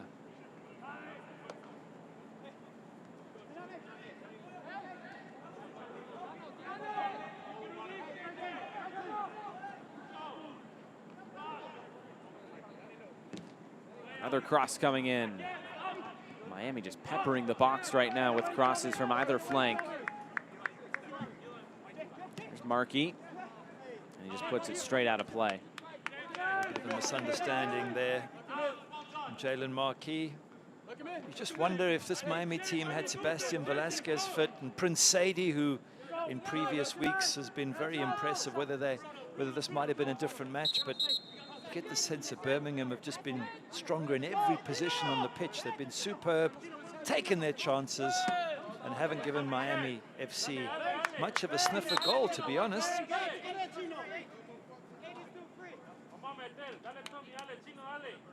It looks like another sub coming for Birmingham Legion. It'll be the Japanese international, Daigo Kobayashi, a 37-year-old, very well traveled.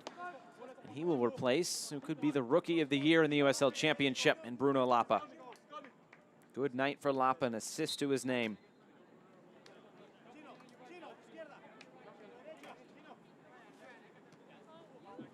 And smiles for Lapa as he departs. Substitution for Birmingham Legion. fans. Follow your club and the rest of the USL Championship all season long on ESPN Plus, home to the USL, MLS, UFC, and more. Join the nearly 8 million sports fans who have already discovered ESPN Plus and watch the championship live every week. Sign up today at espnplus.com. You mentioned Lapa with the assist from the corner for the second goal and Alex Cronales first, but the third goal, he started off with a beautiful sort of back flick, side flick. So he really has had an impact at the crucial moments. And that's what you want from your top players, is that they impact the moments that are going to decide the game. ACC Midfielder of the Year during his time at Wake Forest as well for Lapa. The accolades have followed him, and we'll see if he can add another trophy to his case.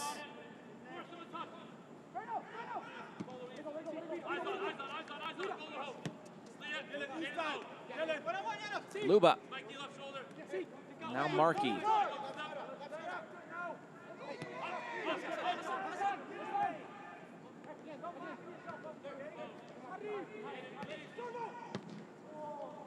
Good ball movement here for Miami, but they do give it away again.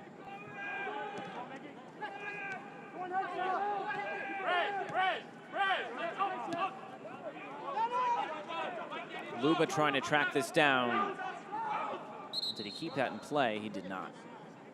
You talk about Miami FC having good possessions. You watch Luba, he's tired and he's fed up, I guess. But the possession they get, Miami, it doesn't end with a dangerous ball in the box most times and not. That's the difference between them and Birmingham. When Birmingham attack, they're looking for the danger balls. They're looking to get behind the back four. For Paul Dalglish and his team, they do the work to the edge of the box, and then a little bit of quality there seems to be missing. If you're on the road or can't watch the match, turn on Sirius XM FC, North America's only 24/7 source of soccer radio, featuring Ray Hudson, Tony Meola, and Rodney Marsh. Fans of the USL can now listen to the best matches of the week, along with action from the MLS, the Premier League, and the UEFA Champions League. Sirius XM, channel 157 on your Sirius XM radio and the Sirius XM app. There are now 2 balls on the field. You've got some great names you mentioned there. Ray Hudson, he's wonderful to listen to. Rodney Marsh, what a player he was in his time. Tony Meola, wonderful to hear their views on soccer.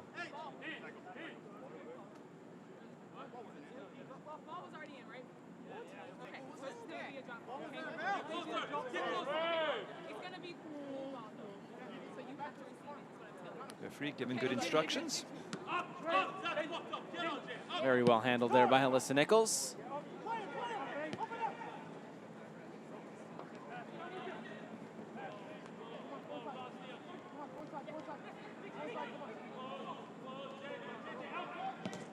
Another ball whipped in. Van Oekel quick off his line to punch it away. He's trying to catch him off his line on the quick header. The offside flag comes up. That was Harrison Heath putting that into a really dangerous area and basically calling on Matt Van Oekel to make a decision, which he does. Comes out. There's a good header on the ball, but Tom Sohn there's got to be happy. 4-0 up, away from home. Miami FC on a really sort of very hot summer's night. Not easy, and they've looked comfortable from beginning to end, Birmingham.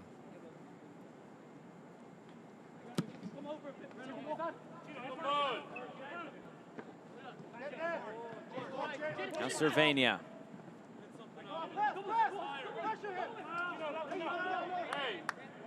You talk about peaking at the right time. It's kind of coach speak, but it rings true every time there's playoffs that come around. And only 2 games left for Birmingham Legion, and they have 10 days off between this game and their next. They'll be at home against North Carolina FC, their final home match of the season, before they face Memphis on the last day.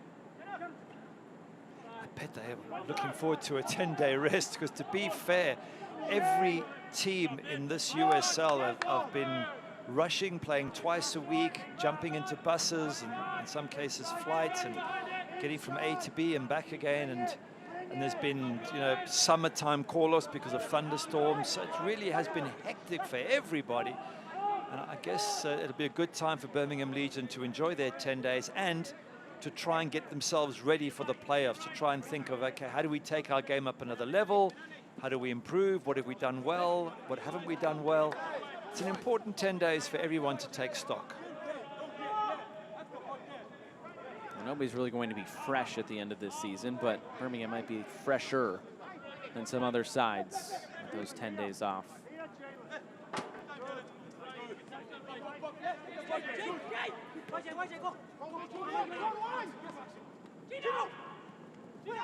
Morales.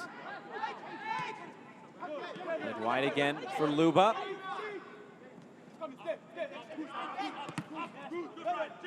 Deflected pass finds Markey. Here's Morales again. All the way to the end line. Now Heath gets taken down. The play continues. Miami quick to win it back. And then quick to give it away. That's a better attitude from Miami. They're really pushing now. Still can't open that defensive door of Birmingham's. They need to find a little bit of quality, but at least they're doing it on the edge of the box now. So much of the play has been much deeper, but now they really are probing. Luba, his cross fizzed across the 6. On the follow, Granito! Just wide. Well, that had some power behind it. He thought that was going in. I think he's hit that so well, Granito. Have a look at the skill. At least Lobe, at last, he's managed to get past, down to the line, whips it across. Ball comes out. Have a look from behind. How close is this? It's probably just a little bit wider than he would have wanted, but he has scored. He's scored some crucial goals. He has, Granito, and he thought that would be another one. This hydration break brought to you by Helbas and your Miami FC mascot, Golazo. And there he is, team down 4-0. He's still dancing away. There have been 4 goals tonight, just unfortunately for his sake, not for the home side. We pick it up in the 35th minute, and that's when the scoring got started. Yeah, JJ Williams, early ball into Neco Brett, controls it, taps it into the net. Nothing that Pace can do about that one, and they were 1-0 up. Then it was 2. Alex Cronade is going to get on the end of this with a fantastic header into the corner. Look at the big man rise up there. And that wasn't the end for Cronade, because he pops up from this one. Van Oekel, lovely touch there, lovely skills. Keeper's going to make an important save, but who's there to jump on that loose ball? Alex Cronade again. And then in the 55th minute, just an easy ball over the top by JJ Williams, and it's not what you want to do if you're a goalkeeper. A swing and a miss, and a pretty easy goal for Neco Brett. Yeah, for Mark Pace, that's a horrible moment. It's not like you can blame the turf, that you can blame anything. He just skied at the ball, missed it completely, and gets punished. That's a tough one. And then saying hello to the fans at home. And now he gets to rest. There's well-earned rest from Neco Brett. There's the star of the show. 2 goals, some good defensive play from Alex Cronade. Of course, he's got a good background with his time at Columbus Crew. I think there's a number of teams that'll be watching this match saying, I hope we don't get Birmingham in the knockout phases, because they've shown that they have quality at both in defense and in attack. Well, they're in Group G, and should they finish in first place, of course, Charlotte might have something to say about that down the stretch, but they'll be matched up with Group H, and that's either Tampa Bay or Charleston. Oh. So it's going to be tough, no matter how you split it. Yep. Looks like a couple of more subs to come on. It will be for the away side in Birmingham Legion. Looks like Marcos Ugarte and Josh Bauer. And Johnny Dean, he will come off. Ugarte and Bauer will come on, and it looks like Akinyode will also make way. Well, there's no harm in that from Birmingham's point of view. Yeah, they're 4-0 up. They may as well try and give everyone a run out before they have this 10-day break. Akinyode, good job done. Clean sheet before they leave the pitch. So if anything happens after this, they'll say, well, you can't blame me. Bauer, the Bedford, New Hampshire native, played his college soccer at New Hampshire.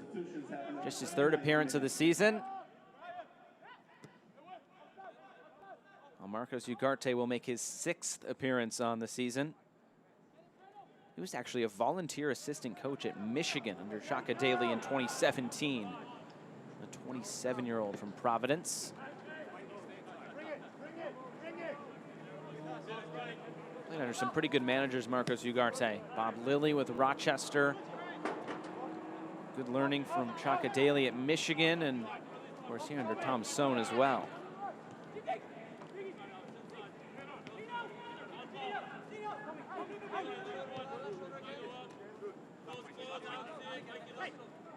Here's Markey, flanked by Luba. Another corner kick. You just feel, if you're a neutral, that Miami deserves something out of tonight. They've worked hard. They've really battled around the edge of the box. They haven't really been able to do anything really good within the 18-yard box. We just feel it deserves something. I'm sure Birmingham fans would say, no, it doesn't. We're not giving away our clean sheet. This one, oh, was that a handball? There was an appeal for a handball.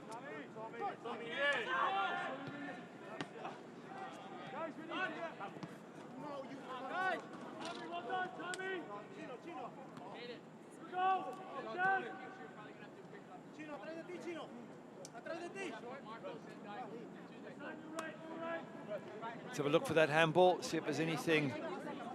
Nah, nope. Cagnola just turning his back to it, and not even sure it hit his hand, but if it did, it was tucked in tight on his shoulder. So no way they're going to give that as a penalty. Trying to turn, and a free kick won by Birmingham.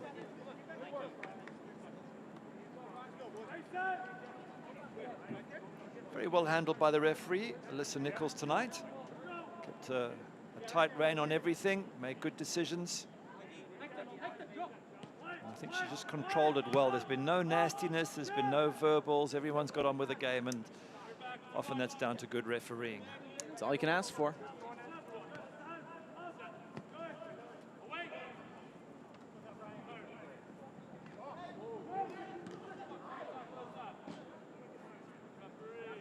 Important last 10 minutes here for Miami. Means nothing to Birmingham. They've won this match and they're comfortable.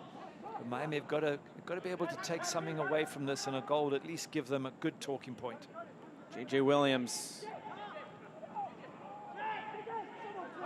Still J.J. Williams. Deflected cross. Asking for pace to come and get it. The defender couldn't wait any longer and I think knocks it out. It's going to be a corner, a goal kick. I think there's a bit of shouting because it's probably been given as a goal kick, and they're saying it should be a corner. J.J. Williams is just sitting there. I think I'm a little bit too tired to get up.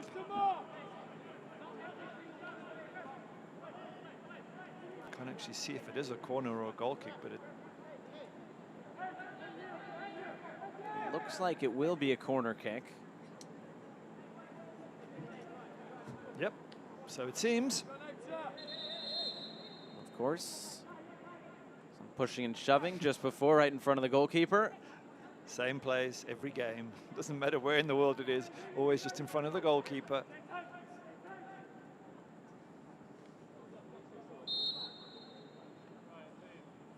The in-swinger. Almost over everybody's head, but looked like Morales did get a touch on it.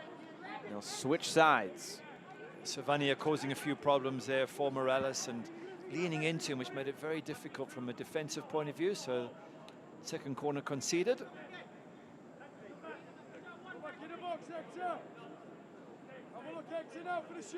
Lovely left foot this young man has. He played this short, or will he send it in? It's an in-swinger. Free header at the back post and just cleared away by Janos Luba. Like the big center back, Josh Bauer. Yeah, it was, but again, poor marking by Miami FC. You can't leave people free in the box to get headers like that. And whilst Miami FC fans are looking for some positives to come out of this game, all you see there is poor marking and more trouble for that Miami defense. Third successive corner for Birmingham Legion. This one punched away by Pace. Looked like he was fouled.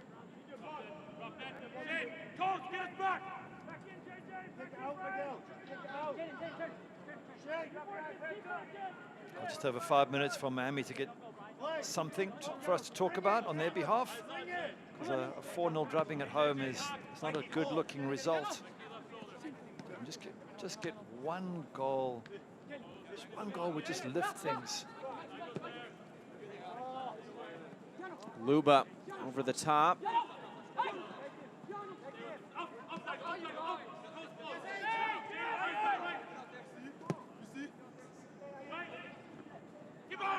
Coming into the middle, and Okel is quick off his line. He'll look to distribute.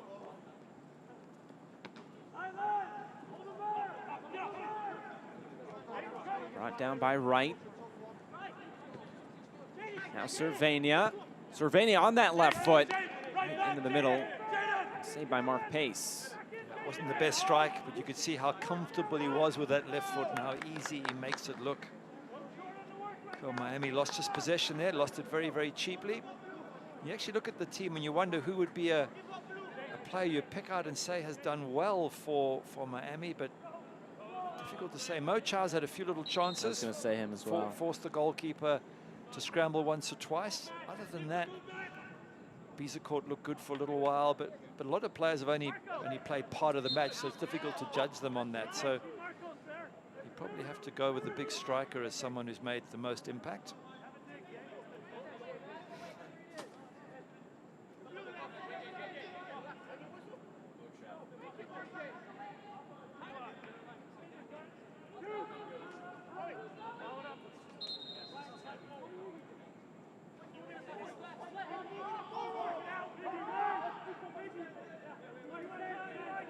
It's Cronali and Williams sizing up this free kick.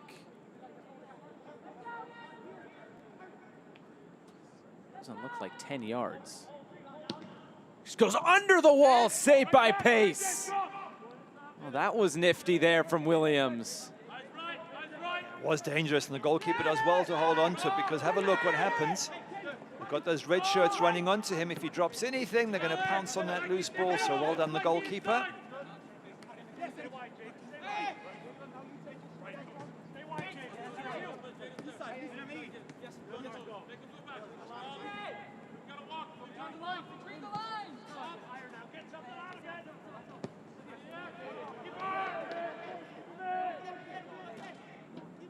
Not the best of balls, is it? It's been that sort of day from Miami.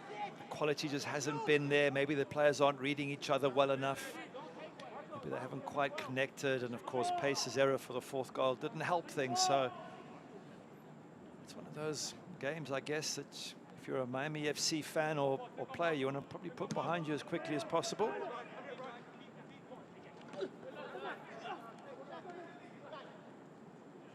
There's Cronali. Well, the USL's elite pre-professional platform, USL Academy, allows clubs across the USL to build a pathway to pro soccer by bringing together top local youth talent. Following the success of the first Academy Cup events, clubs can now apply to participate in the USL Academy League, kicking off in spring 2021.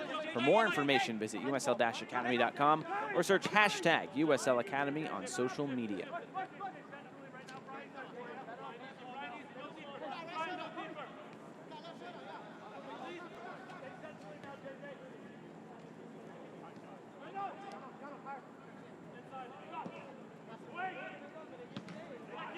That defending by Birmingham. Here we are in the 88th, 89th minute, and they're still desperately trying to keep that clean sheet. That's a good attitude, and I think Tom Sohn, the coach, will be very happy that they haven't just coasted at 3-0 or 4-0. They really have worked hard. Look at them here, the red shirts, chasing everything down. Morales, he couldn't get on the end of it. Mikey Lopez, another good tackle from that right full-back position.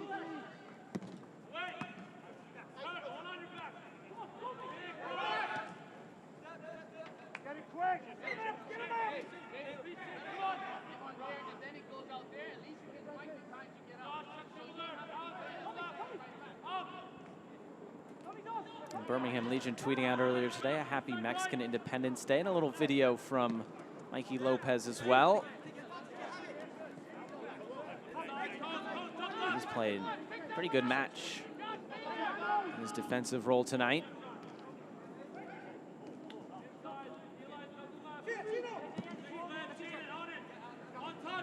Long switch of play for Luba.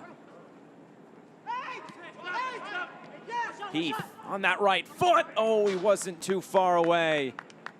Van Oekel was scrambling over. Was happy to see that go just high. That was a very good strike there from Harrison Heath. Really, really close to being on target. He got a lot of power behind it as well. He had to make up a quick decision, one touch, and then thumps it. It's not far away, as you say. Matt Van Oekel scrambling to get across. But you look at it and you think, well, why couldn't Miami do more of that earlier in the match? Why was it such a slow start, and they were 2-0 down before they even really started threatening the Birmingham goal. Stoppage time is 4 minutes, and it's presented by the Miami FC Youth Academy. If you want to join the Miami FC Youth Academy, visit miamifc.com/academy to register to the only academy in Miami connected to a local professional team.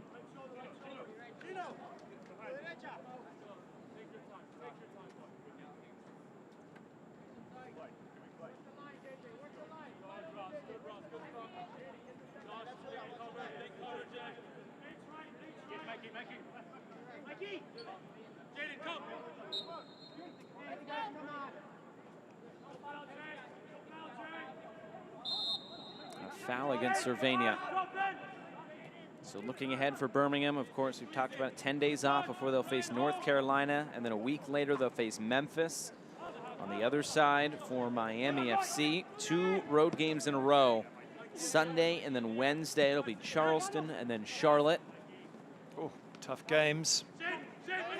That's the problem for Miami FC. Things can actually get worse because they have so many difficult games still to come, and they're tired and the season's reaching an end, and I guess morale is a little bit low after all these poor results, and now they've got tough games ahead. They play those two, and then they come home for Tampa Bay, Charleston, and Atlanta United 2. Just Atlanta United 2, at least you got one game, you got a good chance of winning at the end of the season, but the others are all going to be super tough games.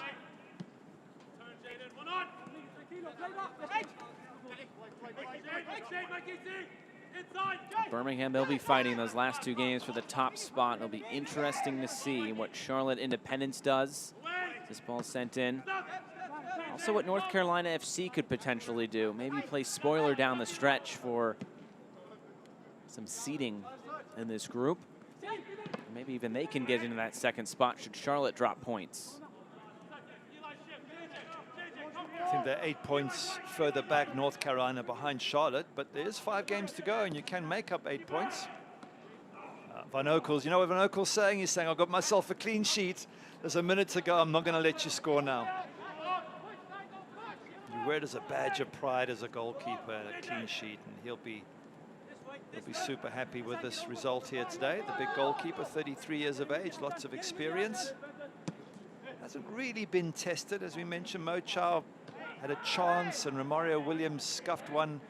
Other than that, I can't think of too many good chances for Miami FC.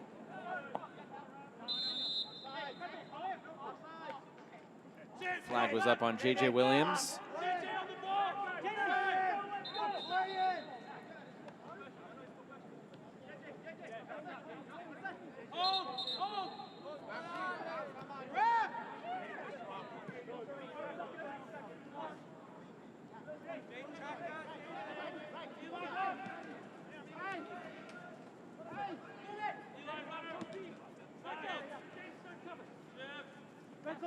Final seconds ticking away here from Ricardo Silva Stadium.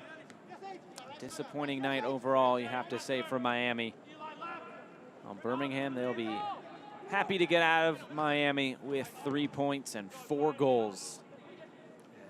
I think huge contrasting feelings. Everything's spot on for Birmingham and nothing right for Miami FC, and it's a tough one for Miami FC players, but they've got to pick themselves up. As you said, big games to go, and they've got to bounce back after this tough defeat.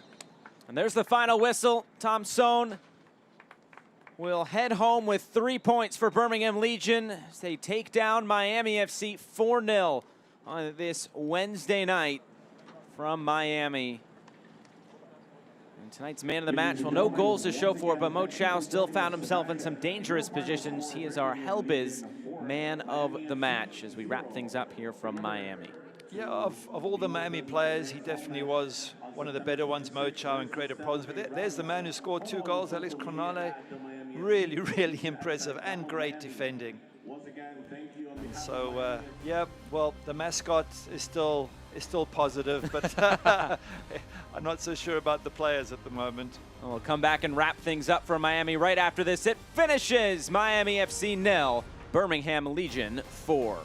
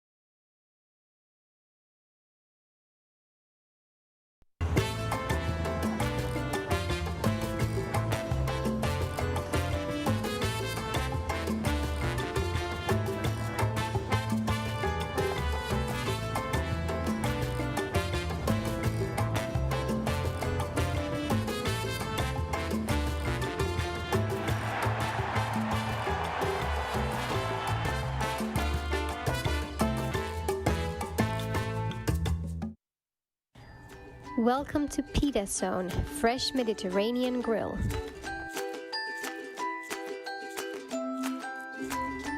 Halal certified, it's South Florida's choice for healthy and deliciously authentic Mediterranean flavors. Visit us at www.pitazone.com. We're partners with Uber Eats, DoorDash, and Postmates. Go healthy, eat Mediterranean.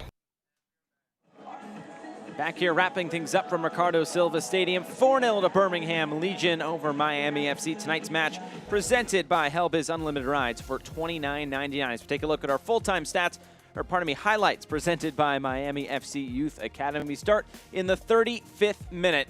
It was that first goal for Birmingham. Yeah, early ball here, JJ Williams. Doesn't take a second touch. One touch into the box, catches the Miami defense sleeping. Neco Brett. First touch to control it, second touch, back of the net. That was the first of 2 and first of 4 overall for Birmingham. And then Alex Cronale, the big center back, getting up. Yeah, a little bit too easy for him. I mean, I know he's a big guy, but he gets up, heads a great header into the corner, but defending not at its best. Then he gets another one.